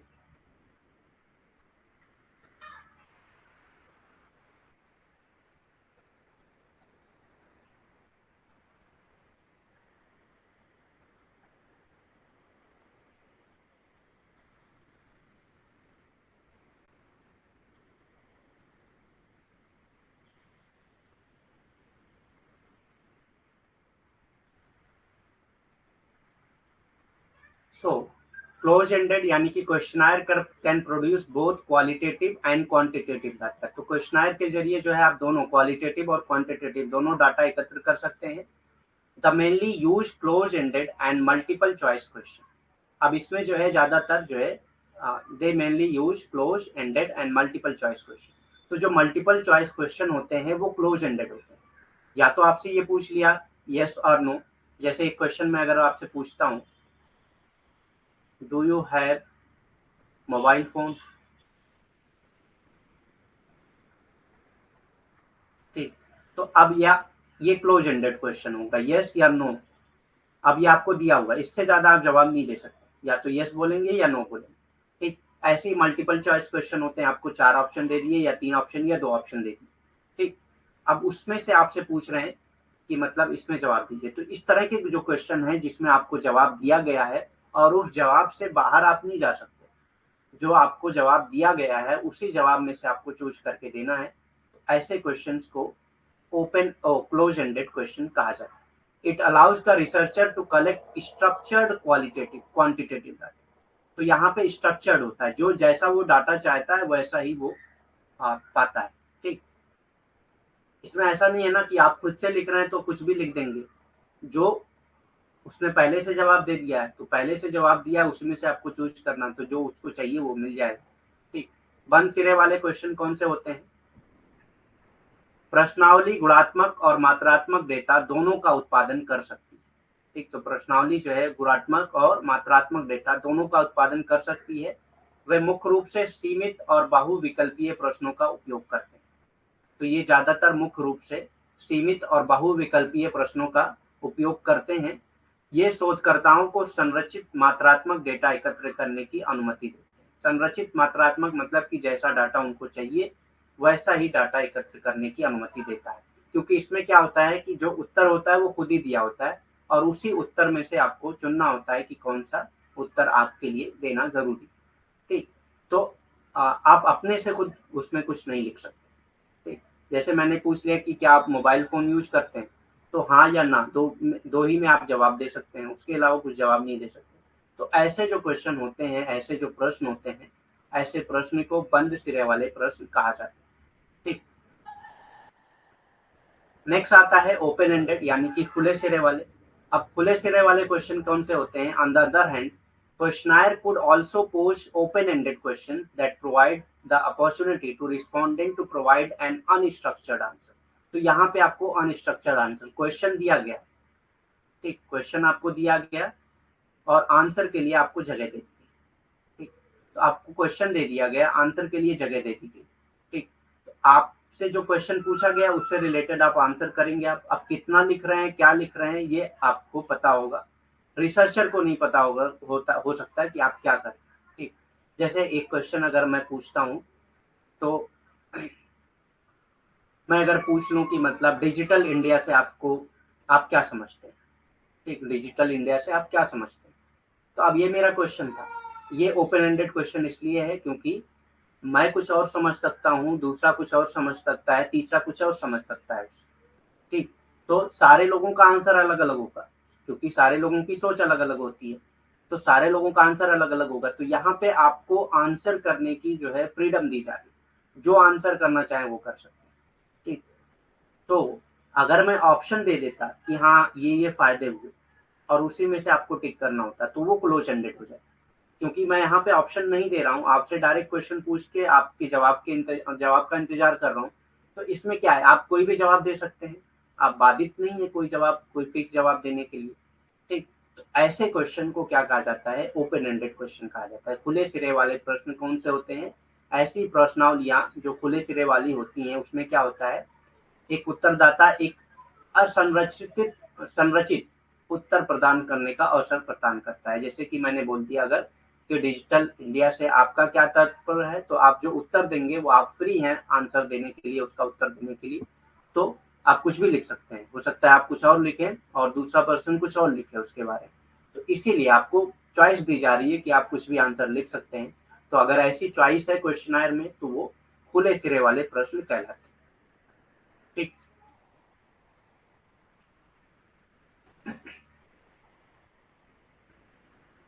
Advantage of questionnaire method. अब क्वेश्चनायर मेथड का एडवांटेज क्या होता है, प्रश्नावली विधि के लाभ क्या होते हैं। तो सबसे पहले save times of the researcher, researcher का टाइम बचता है। रिसर्चर का टाइम कैसे बच रहा है कि उसको भरना नहीं है ना खुद, आप जाके क्या किए, एक क्वेश्चनायर तैयार किया, उसका प्रिंट करा के बांट दिया, या क्वेश्चनायर तैयार किया उसको सारे लोगों को मेल कर दिया, या ऑनलाइन आपने अपलोड कर दिया। ठीक, इस तरह से क्या है, जैसे आपको जो फीडबैक फॉर्म दिया जाता है वो भी एक क्वेश्चनायर है, आपको भेज दिया गया। अब एक एक लोगों से जाके अगर बात करके पूछते कि आप आपको मतलब फला टीचर के बारे में आपको रैंक करना है तो आप कैसे करेंगे, तो ये अगर आप करते तो क्या होता, उस वक्त आप जो है टाइम कंज्यूमिंग हो जाता है वो। तो टाइम कंज्यूमिंग ना होने के लिए जो है आपने क्या किया, क्वेश्चनायर बनाया और क्वेश्चनायर सेंड कर दिया, या क्वेश्चनायर जो है आप प्रिंट फॉर्म में फिजिकल फॉर्म में ले जाके दे दिया, वो रिस्पॉन्ड करके आपको दे देगा। खुद ही नहीं भरना है तो टाइम नहीं लगेगा, या आप किसी के जरिए पहुंचा सकते हैं। तो ये ज्यादातर क्वेश्चनायर क्या करता है, आपका टाइम बचाता है। एक क्वेश्चनायर आपको आपका टाइम बचाता है। प्रश्नावली विधि के लाभ क्या होते हैं, शोधार्थी के समय की बचत होती है। जो रिसर्चर होता है, जो शोधार्थी होता है, उसके समय की बचत होती है, क्योंकि उसको वन बाय वन लोगों से जाके मिलना नहीं होता है, एक एक करके एक एक व्यक्ति से नहीं मिलना होता। ठीक, लेस एक्सपेंडिचर, कम खर्च में होता है। ठीक, ऑनलाइन आपने भेज दिया तो कुछ खर्च ही नहीं है, प्रिंट ही नहीं कराना है, खर्च ही खत्म हो गया। ठीक, अब अगर आपको एक एक करके लोगों से जाके मिलना पड़ता तो आने जाने का खर्च, फिर वहां पे आप जाते, वहां पे जो खर्च हो रहा है वो भी। तो यहाँ पे जो है क्वेश्चनायर जब आप यूज करते हैं तो उसमें खर्च कम होता है। ठीक, कम खर्च में आप पहुंच सकते हैं। Requires less man power. ठीक, कम मैन पावर की जरूरत होती है, क्योंकि भरना होगा तभी तो मैन पावर की जरूरत होगी। एक आदमी भी 100 लोगों को बांट के चला आ सकता है 10 मिनट के अंदर। ठीक, तो मैन पावर भी कम लगता है इसमें, कम जनशक्ति की आवश्यकता होती है इसमें, कम जनशक्तियों की जरूरत होती है इसमें।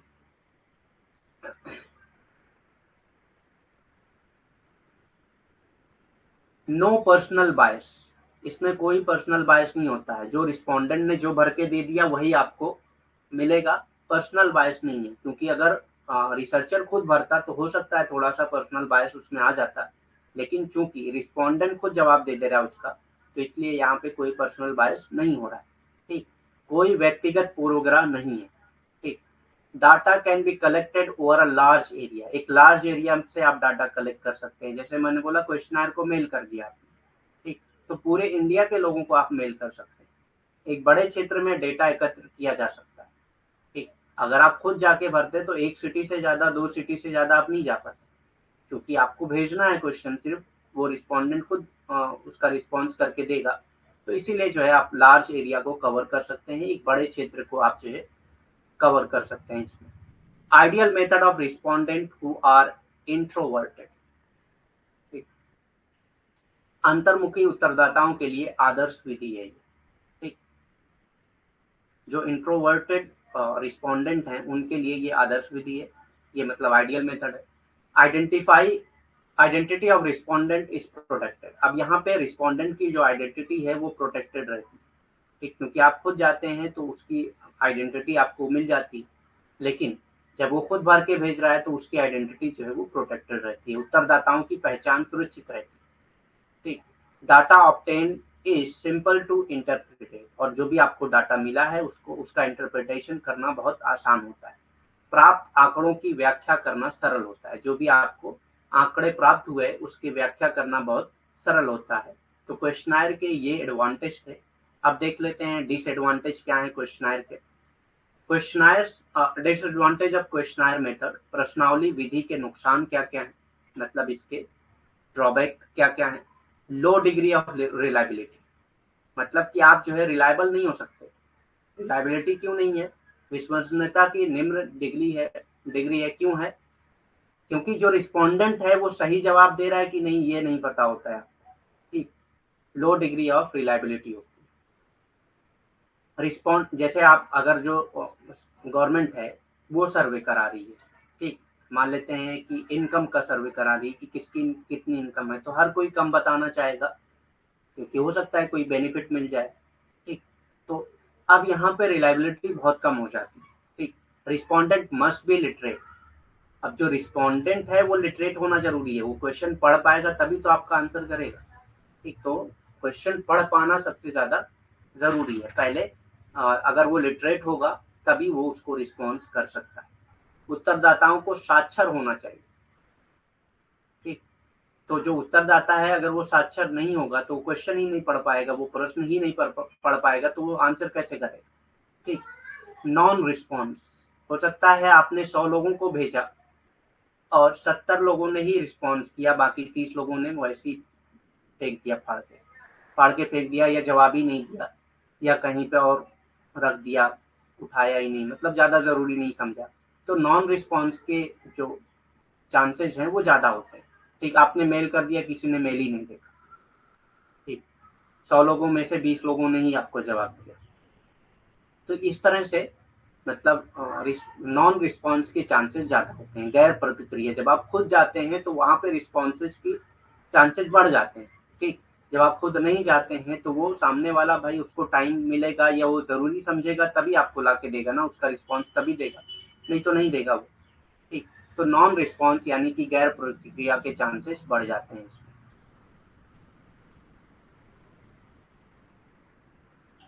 Reluctance to provide personal information, व्यक्तिगत जानकारी प्रदान करने में अनिच्छा।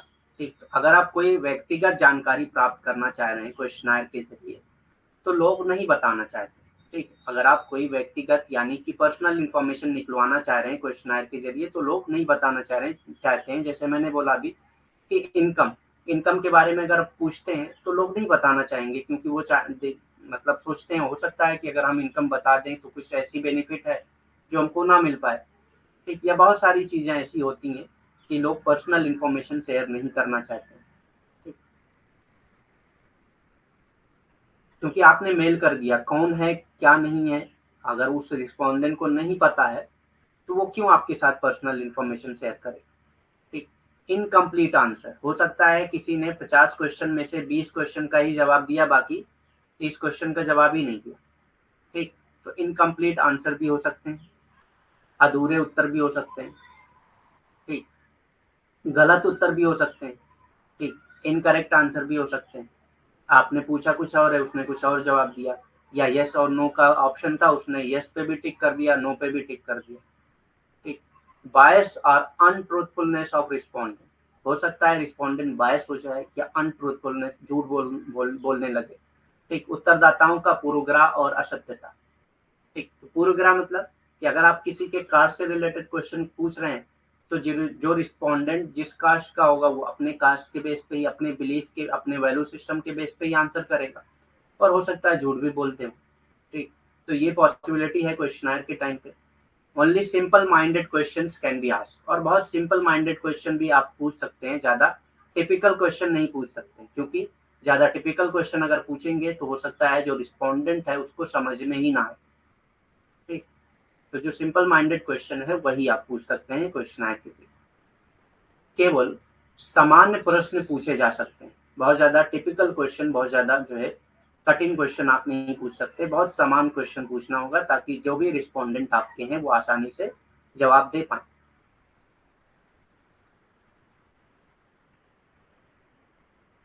स्केड्यूल, उसके बाद नेक्स्ट आता है स्केड्यूल यानी कि अनुसूची, जो हम लोग पहले पढ़ चुके हैं कि ये क्वेश्चनायर ही होता है लेकिन इसको इनोमिनेटर या जो रिसर्चर होता है वो खुद फिलअप करता है, वो वन बाय वन जाके जो है एक एक से क्वेश्चन पूछ के उसको खुद ही फिलअप करता है। तो ये भी लिस्ट ऑफ क्वेश्चन है लेकिन ये क्या है, इसको इनोमिनेटर या जो रिसर्चर है वो खुद फिलअप करता है। ठीक। Schedule is the tool or instrument used to collect data from the respondent while interview is conducted. ठीक, जब आप इंटरव्यू करते हैं तो आप क्या करते हैं, एक लिस्ट ऑफ क्वेश्चन होता है, उसको फिलअप करते हैं। तो जो लिस्ट ऑफ क्वेश्चन है उसी को स्केड्यूल कहा जाता है। ठीक, उसी को स्केड्यूल कहा जाता है। अनुसूची किसको कहते हैं? अनुसूची वो उपकरण या उपकरण है जिसका उपयोग साक्षात्कार आयोजित करते समय उत्तरदाताओं से डेटा एकत्र करने के लिए किया जाता है।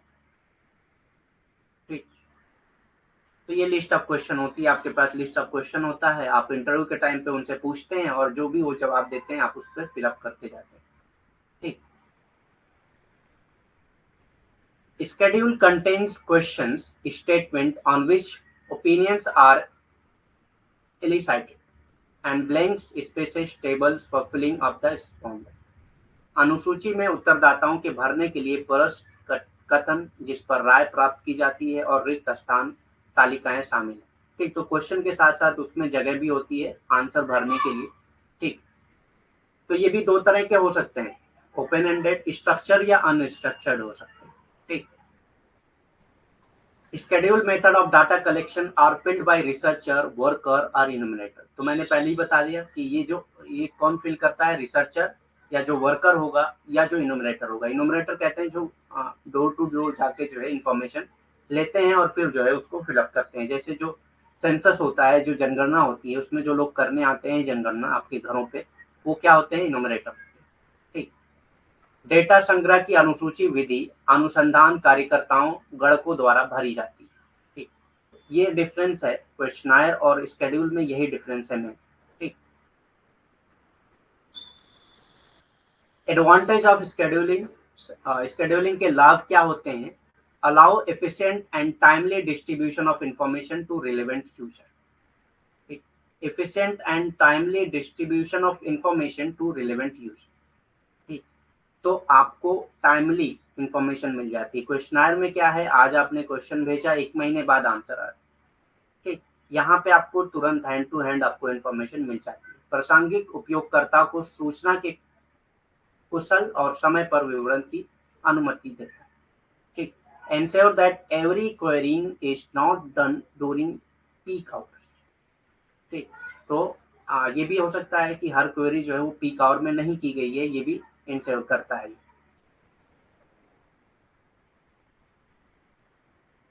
क्लास 5 बजे तक है, 2 घंटे की क्लास मैंने बोला था, 3 से 5 क्लास होंगी।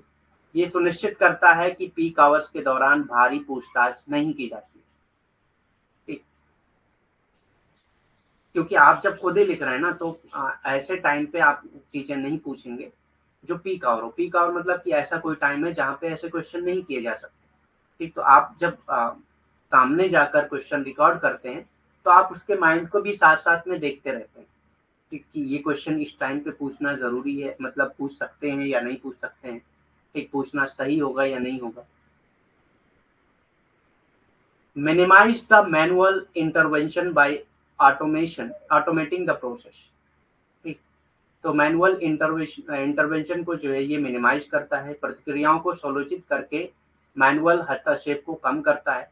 enables user to analyze the change in data in real time। और यूजर्स को जो है डाटा में चेंज करना, रियल टाइम में वो डाटा में चेंज कर सकता है। ठीक, तो जैसे उसने रिस्पॉन्स लिया वो डाटा को चेंज कर सकता है रियल टाइम पे। क्वेश्चनायर में क्या है, वो बाद में चेंज कर सकता है। ठीक, उस टाइम पे रियल टाइम पे नहीं चेंज कर सकता। उपयोगकर्ताओं को वास्तविक समय में डेटा परिवर्तन का विश्लेषण करने में सक्षम बनाता है। ठीक, तो ये थे स्केड्यूलिंग के एडवांटेज। और डिसएडवांटेज क्या है, नुकसान क्या है? It's a very expensive process, क्योंकि आप 1 बाय 1 जाके मिलते हैं, एक एक पर्सन से मिलेंगे, एक एक सैंपल से मिलेंगे, तो ये बहुत एक्सपेंसिव प्रोसेस होता है, बहुत कॉस्टली होता है, बहुत पैसा लग जाता है इसमें। ये बहुत खर्चीली प्रक्रिया है, मतलब इसमें बहुत ज़्यादा पैसा खर्च होता है।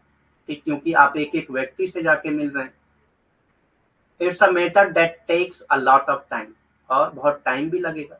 आप एक दिन में 100 लोगों का इंटरव्यू तो ले नहीं सकते। ठीक, तो इसीलिए इसमें टाइम भी बहुत लगता है। ये एक ऐसा तरीका है जिसमें काफ़ी समय लगता है। ठीक। Even in the presence of researcher, the respondent may not respond the some personal questions. ठीक। और रिसर्चर के प्रेजेंस में भी हो सकता है जो रिस्पोंडेंट है वो कुछ पर्सनल क्वेश्चन के आंसर ना दे, ठीक, या गलत आंसर भी दे सकता है। यहाँ तक कि शोधकर्ता की उपस्थिति में भी उत्तरदाता कुछ व्यक्तिगत प्रश्नों का उत्तर नहीं दे सकते हैं या गलत दे सकते हैं। Reliability depends on data collection honestly and dedication. अगर डाटा कलेक्शन बहुत ऑनेस्टली किया गया है उस पर रिलायबिलिटी डिपेंड करती है, मतलब कि डाटा की जो विश्वसनीयता है वो इस पर डिपेंड करती है कि जिसने रिकॉर्ड किया है उस डाटा को वो ईमानदारी से और समर्पण पर निर्भर करके ही किया है या नहीं। मतलब ऐसा तो नहीं कि जो रिस्पोंडेंट था उसने कुछ और जवाब दिया और इसने कुछ और दे दिया, कुछ और लिख दिया उसमें। तो ये रिलायबिलिटी जो है ज़्यादातर ऑनेस्टी पे डिपेंड करती है जो भी रिसर्चर है उसकी।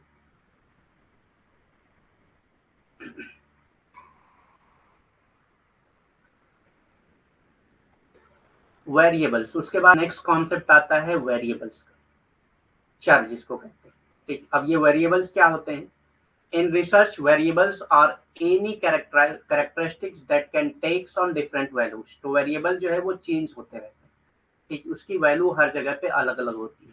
जैसे कि हाइट, अब हाइट आप एक आदमी से उसकी हाइट पूछे कुछ अलग बताएगा, दूसरे से उसकी हाइट पूछे वो कुछ और बताएगा। तो यहाँ पे वैल्यू क्या है, चेंज होती रहती है हाइट की। टेम्परेचर, ठीक, यहाँ का टेम्परेचर कुछ और होगा, किसी और सिटी का टेम्परेचर कुछ और होगा, ठीक, एक चीज का टेम्परेचर कुछ और होगा, दूसरी चीज का टेम्परेचर कुछ और होगा। तो ये क्या है, वैल्यू चेंज होती रहती है। ठीक, तो जो ये सारी चीजें हैं जिनकी वैल्यू चेंज हो सकती है या टेस्ट स्कोर है, ये सारे वेरिएबल्स हैं और वेरिएबल्स की वैल्यू हमेशा चेंज होती रहती है। वेरी मतलब कि अलग अलग होना, एबल्स मतलब उसके काबिल होना।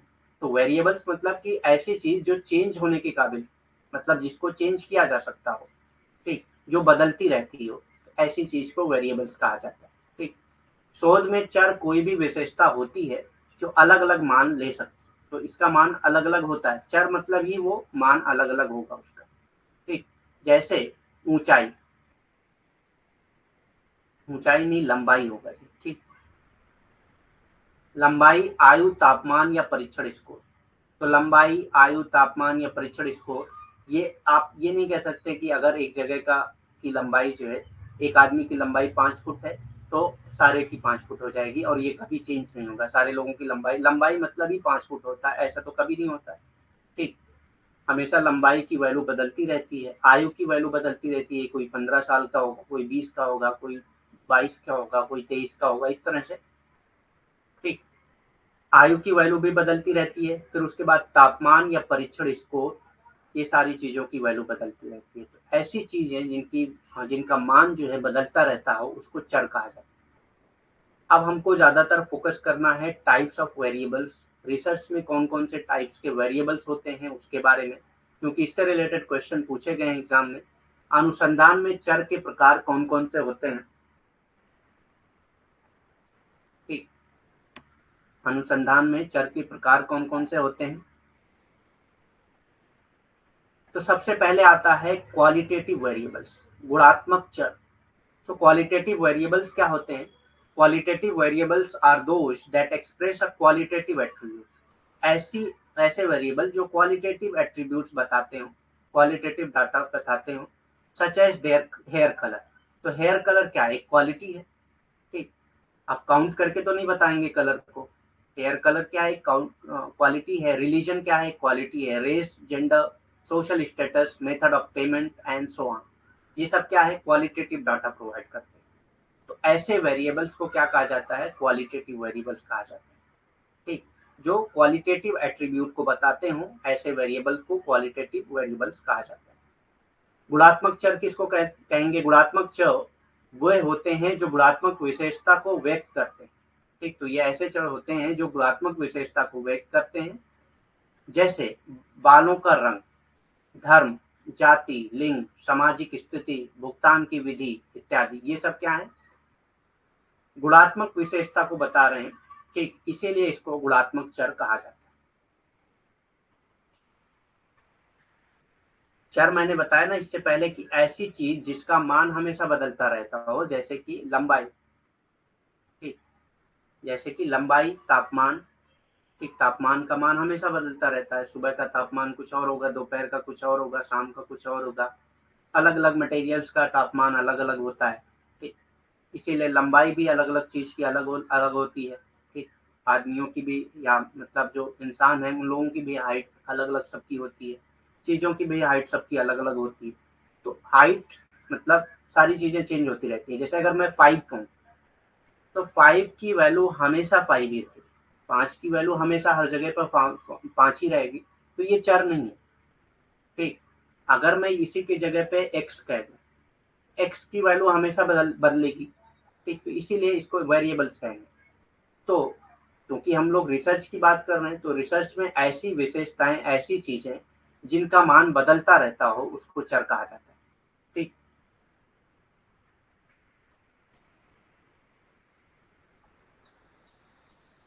The value of a qualitative variables do not imply a meaningful numerical ordering.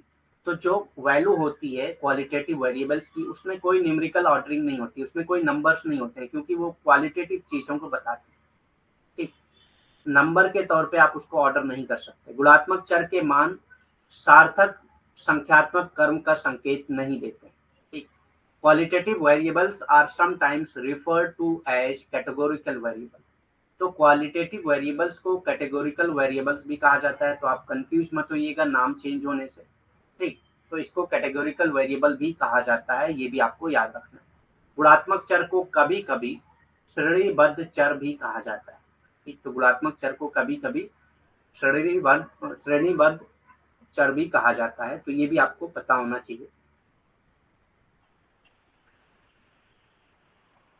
Categorical variables में again be describe as nominal and ordinal. फिर उसके बाद कैटेगोरिकल वेरिएबल्स को भी दो पार्ट्स में डिवाइड कर सकते हैं, यानी कि जो क्वालिटेटिव वेरिएबल्स को हैं उनको भी दो पार्ट्स में डिवाइड कर सकते हैं, नॉमिनल और ऑर्डिनल। ठीक, श्रेणीबद्ध चर को फिर से नाम मात्र और क्रमिक के रूप में वर्णित किया जा सकता है। अब ये नॉमिनल और ऑर्डिनल, या मतलब नाम मात्र या क्रमिक क्या होते हैं? ठीक, तो मैं यहाँ पे बता दे रहा हूँ क्या होते हैं। नॉमिनल यानी कि नाम मात्र, ऑर्डिनल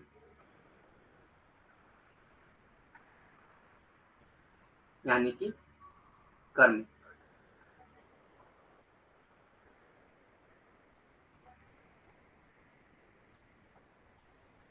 ठीक, तो नॉमिनल मतलब जिसमें आप नाम दे देते हैं, जिसमें आप चीजों का नाम दे देते हैं, वो क्या है? नॉमिनल। चीजों का नाम दे देंगे, जैसे कि ब्यूटीफुल, खूबसूरती। ठीक, तो ये क्या है? एक तरह से आप नाम दे दिए।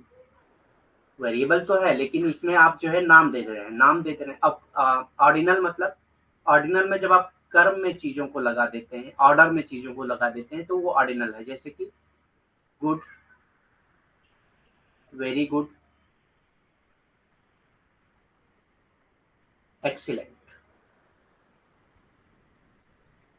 ठीक, तो ये क्या हो गया? एक तरह से आप कर्म में लगा दिए। Good, very good, excellent. Good जो है वो सबसे नीचे होगा, एक्स वेरी गुड मतलब उससे थोड़ा अच्छा है, एक्सीलेंट बहुत अच्छा है। ठीक, तो अब यहाँ पे कर्म में आप लगा रहे हैं, सिर्फ नाम नहीं दे रहे हैं।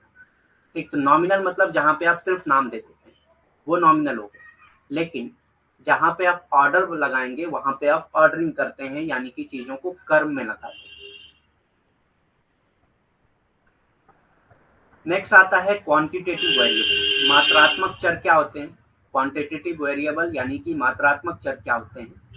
So quantitative variables also called numeric variables. Quantitative variables को न्यूमेरिक वेरिएबल भी कहा जाता है, यानी कि नंबर वाले वेरिएबल्स भी कहा जाता है। Are those variables that are measured in terms of number, जिनको नंबर्स के तौर पे मेजर कर सकते हैं। जैसे कि एज, किसी की आप एज पूछें, वो 25 साल, 23 साल, 22 साल, 21 साल कुछ भी बता सकता है, तो वो नंबर में बता रहा है। ठीक, ऐसे वेरिएबल्स को क्या कहा जाता है? क्वांटिटेटिव वेरिएबल्स कहा जाता है। मात्रात्मक चर किसको कहते हैं? मात्रात्मक चर जिन्हें संख्यात्मक चर भी कहा जाता है, वे चर हैं जिन्हें संख्याओं के संदर्भ में मापा जाता है। ठीक, ऐसे चर हैं जिन्हें संख्याओं के संदर्भ में मापा जाता है, तो ऐसे चर को व्याख्यात्मक चर कहा जाता है। मात्रात्मक चर कहा जाता है। ठीक, संख्यात्मक चीजें जिसमें शामिल, या संख्यात्मक चर भी कहा जाता है, जिसमें संख्याएं हों। जैसे कि मैंने बोला ना कि उम्र अगर आप किसी की पूछ रहे हैं, किसी की आयु पूछ रहे हैं, तो वो नंबर में ही बताएगा, तो वो क्या है, मात्रात्मक या संख्यात्मक चर। A simple example of quantitative variables is persons age. ठीक, मैंने एग्जांपल पहले ही दे दिया था इसका कि किसी की एज, एज अगर आप किसी से पूछेंगे तो वो नंबर में ही बताएगा, हाइट अगर आप किसी से पूछेंगे तो वो नंबर में ही बताएगा। ठीक, तो ये सब क्या है, मात्रात्मक यानी कि क्वांटिटेटिव वेरिएबल्स। ठीक, मात्रात्मक चर का एक सरल उदाहरण क्या है, किसी व्यक्ति की आयु। ठीक, नेक्स्ट आता है quantitative variables are again of two types. Quantitative variables भी दो टाइप्स के होते हैं, discrete and continuous. Discrete variable and continuous variable. मात्रात्मक चर पूरे दो प्रकार के होते हैं, असतत, असतत और निरंतर। ठीक, सतत भी कहते हैं उसको। डिस्क्रीट वेरिएबल क्या होता है, a discrete variable restricted to certain values. तो ये कुछ वैल्यूज तक रिस्ट्रिक्टेड होता है। जैसे कि अगर मैं कहूं कि पर्सन की हाइट, तो पर्सन की हाइट 2 फीट से लेकर, या 2 फीट से कम से भी लेकर, आप 0 फीट से जीरो तो नहीं होगा किसी पर्सन की हाइट, ठीक, 1 फीट से जोड़ते हैं, 1 फीट से 10 फीट तक आप कह सकते हैं। उससे ज्यादा आप मतलब सोच भी नहीं सकते कि किसी पर्सन की हाइट 10 से ऊपर हो सकती है। वैसे तो 6 से ऊपर नहीं होती है, 6-7 बहुत है। ठीक, तो ऐसी चीजें जिसका जो कुछ रिस्ट्रिक्टेड वैल्यू होती हो, उसको क्या कहेंगे, डिस्क्रीट वैल्यू कहेंगे। ठीक, जिसकी कुछ रिस्ट्रिक्टेड वैल्यू होती हो उसको डिस्क्रीट वेरिएबल कहा जाता है। ठीक, जैसे, और इसमें होल नंबर्स होते हैं। ठीक, होल नंबर मतलब कि इसमें ज्यादातर होल नंबर किसको कहते हैं, जो जीरो से शुरू होता है और इंडेफिनिट तक जाता है। Such as the family size. एक फैमिली साइज में जो है कितनी बड़ी फैमिली हो सकती है, या तो 2 बच्चे होंगे, या 4 बच्चे होंगे, या 6 बच्चे, 10 बच्चे, जो भी हो। लेकिन आप एक फैमिली में 50 बच्चे हैं ऐसा तो नहीं कह सकते आप। ठीक, तो ये एक लिमिट तय कर रहा है। ठीक, तो ऐसी चीजें जहां पे लिमिट हो, जहां पे रिस्ट्रिक्शन हो वैल्यूज का, उसको डिस्क्रीट वेरिएबल कहा जाता है। जहां पे रिस्ट्रिक्शन ना हो वैल्यूज का, जहां पे नंबर्स आप काउंट नहीं कर सकते, मतलब वो कहीं तक भी जा सकता है, तो उसको कंटिन्यूअस वेरिएबल कहा जाता है। असतत चर क्या होते हैं, एक अलग चर जो कुछ निश्चित मानों तक सीमित होता है। एक निश्चित मानों तक ही सीमित होता है आमतौर पर, लेकिन जरूरी नहीं है। ठीक, आमतौर पर होता है, ऐसा जरूरी नहीं है कि वो सीमित ही रहे। ठीक, इसमें पूरी संख्याएं होती हैं, जैसे परिवार का आकार और एक बॉक्स में कई दोषपूर्ण आइटम। ठीक, आपने एक बॉक्स खोला, उस बॉक्स में कुछ डिफेक्टिव आइटम थे, कुछ खराब सामान थे। तो एक बॉक्स में कितने खराब सामान हो सकते हैं, 2, 3, 4। ठीक, तो इसी को क्या कहा जाएगा, डिस्क्रीट वेरिएबल यानी कि असतत चर कहा जाता है। कंटिन्यूअस वेरिएबल यानी कि सतत चर क्या होते हैं, a continuous variable may take on a infinite number of intermediate values along a special interval. एक जो कंटिन्यूअस वेरिएबल होता है उसमें इनफिनाइट नंबर होता है। मैंने बोला ना कि उसमें आप काउंट नहीं कर सकते कितने। ठीक, एक सतत चर एक निर्दिष्ट अंतराल के साथ अनंत संख्या में मध्यवर्ती मान ले सकता है। ठीक, तो अनंत संख्या तक जा सकता है, बहुत सारी चीजें हो सकती हैं। ठीक, तो ऐसी चीजें, ऐसे ऐसे नंबर जिसको आप अनगिनत तक बता सकते हैं। तो कुछ चीजें होती हैं सीमित ही बता पाएंगे आप, उससे ज्यादा नहीं बता पाएंगे, लेकिन कुछ चीजें होती है जिसको आप असीमित बता सकते हैं। ठीक, तो उसको जो है आप क्या कह सकते हैं, सतत चर कहते हैं। नेक्स्ट आता है इंडिपेंडेंट वेरिएबल। अब ये इंडिपेंडेंट वेरिएबल यानी कि स्वतंत्र चर क्या होता है, the variable that is used to describe or measure the factor that is assumed to cause or at least to influence the problem or outcome is called an independent variable. Independent variable कहते हैं कि ऐसा cause, ऐसा variable जिसकी वजह से कुछ जो है इफेक्ट होता हो, ऐसा वेरिएबल जिसकी वजह से कुछ इफेक्ट होता है और किसी चीज का ये कॉज बनता हो। ठीक, अभी आगे हम लोग जब डिपेंडेंट वेरिएबल पढ़ेंगे तो उसमें आपका पूरा क्लियर हो जाएगा। स्वतंत्र चर क्या होता है, वो चर जिसका उपयोग उस कारक का वर्णन करने या मापने के लिए किया जाता है जिसे समस्या या परिणाम का कारण माना जाता है, या कम से कम प्रभावित करने के लिए स्वतंत्र चर कहा जाता है। जैसे एक एग्जांपल अगर मैं दूं तो स्मोकिंग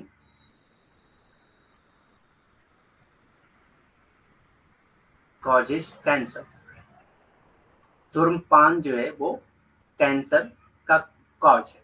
ठीक, धूम्रपान करना जो है वो कैंसर का कॉज है, मतलब कैंसर की वजह है। तो अब ये स्मोकिंग जो है ये क्या हो जाएगा, इंडिपेंडेंट वेरिएबल हो जाएगा। कैंसर जो है वो क्या हो जाएगा, डिपेंडेंट वेरिएबल। ठीक, क्योंकि स्मोकिंग करेंगे तो कैंसर होगा।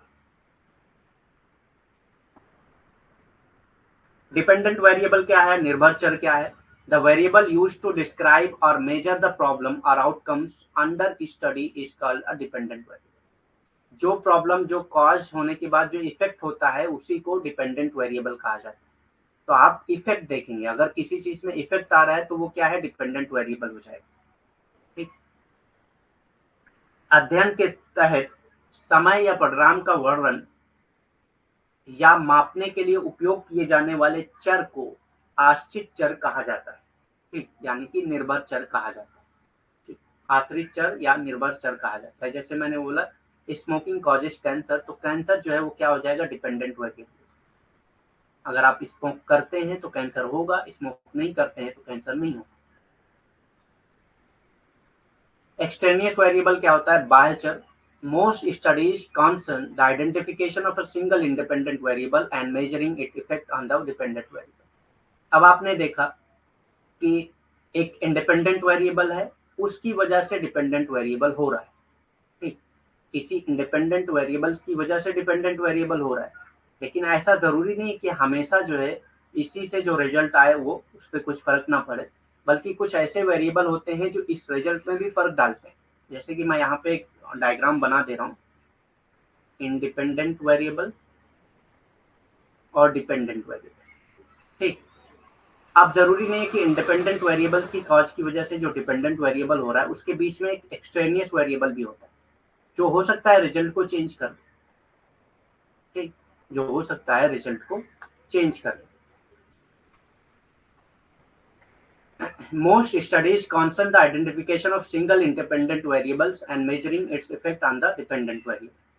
तो इसी को जो चेंज कर रहा है वैल्यूज को डिपेंडेंट और इंडिपेंडेंट के बीच में, उसी को एक्सट्रेनियस वैल्यू कहा जाता है। अभी एग्जांपल देके समझाते हैं तो समझ में आ जाएगा आपको।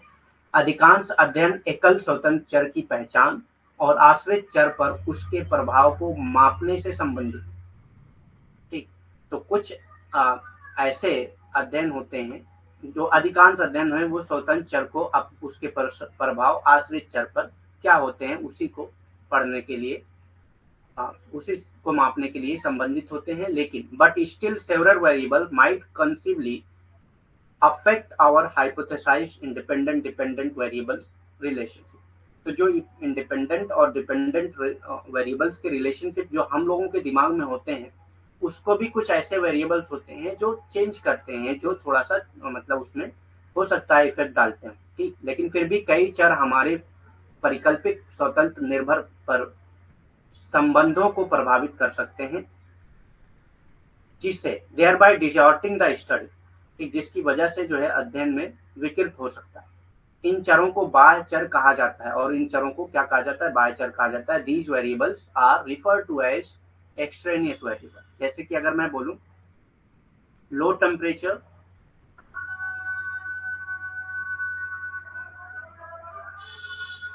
लो टेम्परेचर मीन्स क्या होता है, विंटर। ठीक, या दूसरा एग्जांपल अगर देते हैं इसमें, देखते हैं यहाँ पे कोई एग्जांपल दिया है या नहीं।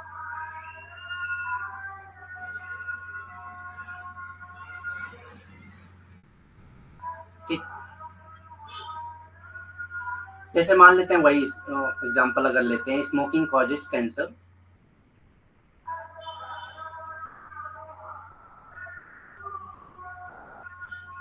ठीक, तो अब स्मोकिंग क्या है, इंडिपेंडेंट वेरिएबल है, कैंसर क्या है, डिपेंडेंट वेरिएबल। तो हमको पता है कि अगर कोई स्मोक कर रहा है तो उसको कैंसर होगा। लेकिन जो एक्सट्रेनियस वेरिएबल है वो क्या है, हो सकता है कि कुछ ऐसी चीजें वो यूज कर रहा हो जिसकी वजह से कैंसर डेवलप नहीं हो पा रहा। ठीक, या उसके बॉडी में कुछ ऐसी एंटीबॉडीज हैं जो कैंसर को डेवलप नहीं करने दे रहे। ठीक, तो ये क्या है, एक तरह का एक्सट्रेनियस वेरिएबल हो जाएगा। ठीक। In any attempt to eliminate or control the effect of this variable, तो एक्सटेनियस वेरिएबल के इफेक्ट को कम करने के लिए हम इस वेरिएबल को कंफाउंडिंग वेरिएबल मान लेते हैं। ठीक, इस चर के प्रभाव को खत्म करने या नियंत्रित करने के किसी भी प्रयास में हम इस चर को एक भ्रमित करने वाला चर मान लेते हैं। ठीक, एक भ्रमित करने वाला चर मान लेते हैं।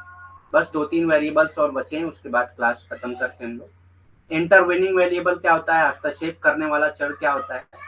Often an apparent relationship between two variables is caused by third variable।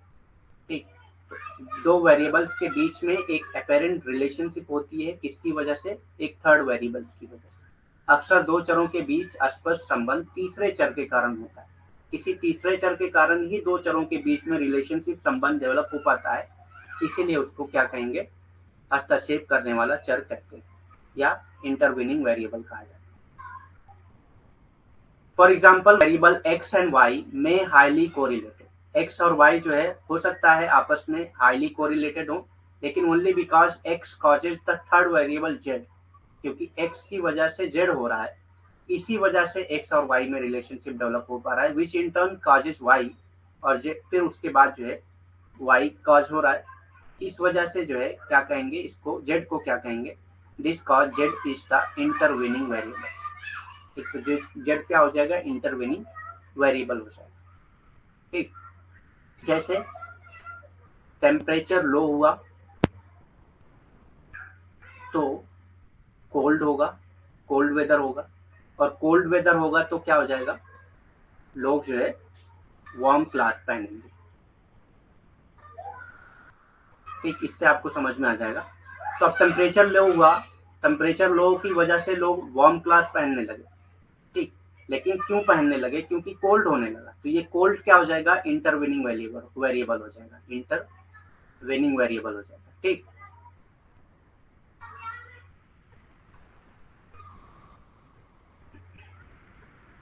उदाहरण के लिए, अब ये उदाहरण मैं दे चुका हूं, तो ये उदाहरण पढ़ने की जरूरत नहीं है।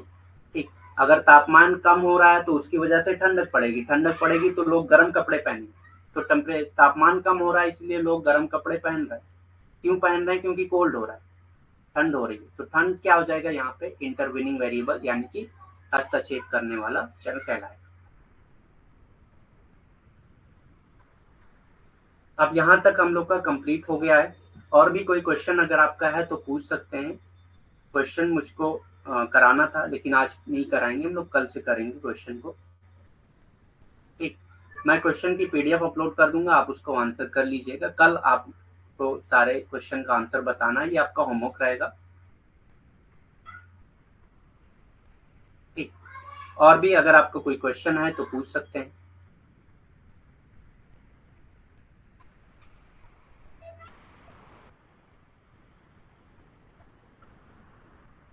या देख लेते हैं, टाइम है हम लोगों के पास तो जल्दी से हम क्वेश्चन कर लेते हैं। ठीक, तो पहला क्वेश्चन है, the difference between a statistic and parameter is called. तो एक स्टैटिस्टिक और पैरामीटर के बीच में जो डिफरेंस होता है उसको क्या कहते हैं? उसको सैम्पलिंग एरर कहा जाता है। ठीक, किसी सांख्यिकी और पैरामीटर के बीच अंतर को क्या कहा जाता है? नमूनाकरण त्रुटि कहा जाता है। ठीक, मतलब उसमें गलती जो है उसी को कहा जाता है। Who was the author of the book named Methods in Social Research? तो social research, methods in social research, इसके ऑथर, इस बुक के ऑथर कौन है? इसको किसने लिखा था?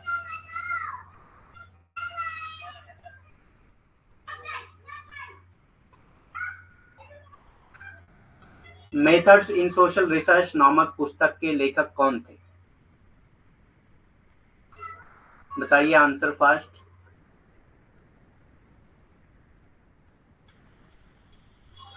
So answer for this question is गुडे एंड हर्ट। ठीक, गुडे और हर्ट जो है ये इसके लेखक थे। Third question, what is the name of the conceptual framework in which the research is carried out. ये बहुत डिटेल में हम लोगों ने पढ़ा है, और मैं एक हिंट दूं तो ब्लूप्रिंट भी कहा जाता है उसको। ठीक, conceptual framework in which research is carried out, जिसको ब्लूप्रिंट भी कहा जाता है, ब्लूप्रिंट ऑफ द रिसर्च। ठीक, तो क्या है? आंसर करिए आप लोग। वैचारिक ढांचे का क्या नाम है जिसमें अनुसंधान किया जाता है? ठीक, जिसमें अनुसंधान किया जाता है उस वैचारिक ढांचे का क्या नाम? नहीं, रिसर्च हाइपोथेसिस नहीं है, और रिसर्च डिजाइन कहलाता है। ठीक, रिसर्च डिजाइन को ही ब्लूप्रिंट ऑफ द रिसर्च कहा जाता है। Next question, question number 4, how is random sampling helpful? Random sampling helpful कैसे है? यादृच्छिक नमूनाकरण किस प्रकार सहायक है? हम लोगों ने एडवांटेज पढ़ा है, उससे रिलेटेड ही क्वेश्चन है ये। तो रीजनेबल, एक्यूरेट, यथोचित, सटीक and economical method of data collection, मतलब इसमें पैसे कम लगते हैं। डेटा संग्रह की एक किफायती विधि है। फ्री फ्रॉम पर्सनल बायस, व्यक्तिगत पूर्वाग्रहों से मुक्त, all of the above. Answer fast. So answer इसका होगा ऑल ऑफ द अबव। ठीक, क्योंकि ये सारे एडवांटेज हैं, हम लोगों ने पढ़ा है आज ही। Which of the following is not the method of research? निम्नलिखित में कौन शोध की विधि नहीं है? Which of the following is not the method of research? निम्नलिखित में से कौन शोध की विधि नहीं है? Survey method, historical method, observation method या फिलोसफिकल? कौन सी नहीं है? Survey, historical, observation, philosophical? सर्वेक्षण, ऐतिहासिक, अवलोकन, दार्शनिक? नहीं। तो सर्वे मेथड हम लोगों ने पढ़ा है, हिस्टोरिकल, फिलोसफिकल ये पढ़ा है। ठीक, तो ये सब होते हैं, सिर्फ अवलोकन नहीं होता, ऑब्जर्वेशन नहीं होता। ऑब्जर्वेशन क्या है? डाटा कलेक्शन मेथड है, रिसर्च मेथड नहीं है। ठीक, तो आज के लिए इतना ही। Thank you very much. और कोई क्वेश्चन है तो कर सकते हैं, वरना लीव करते हैं लोग। Any question?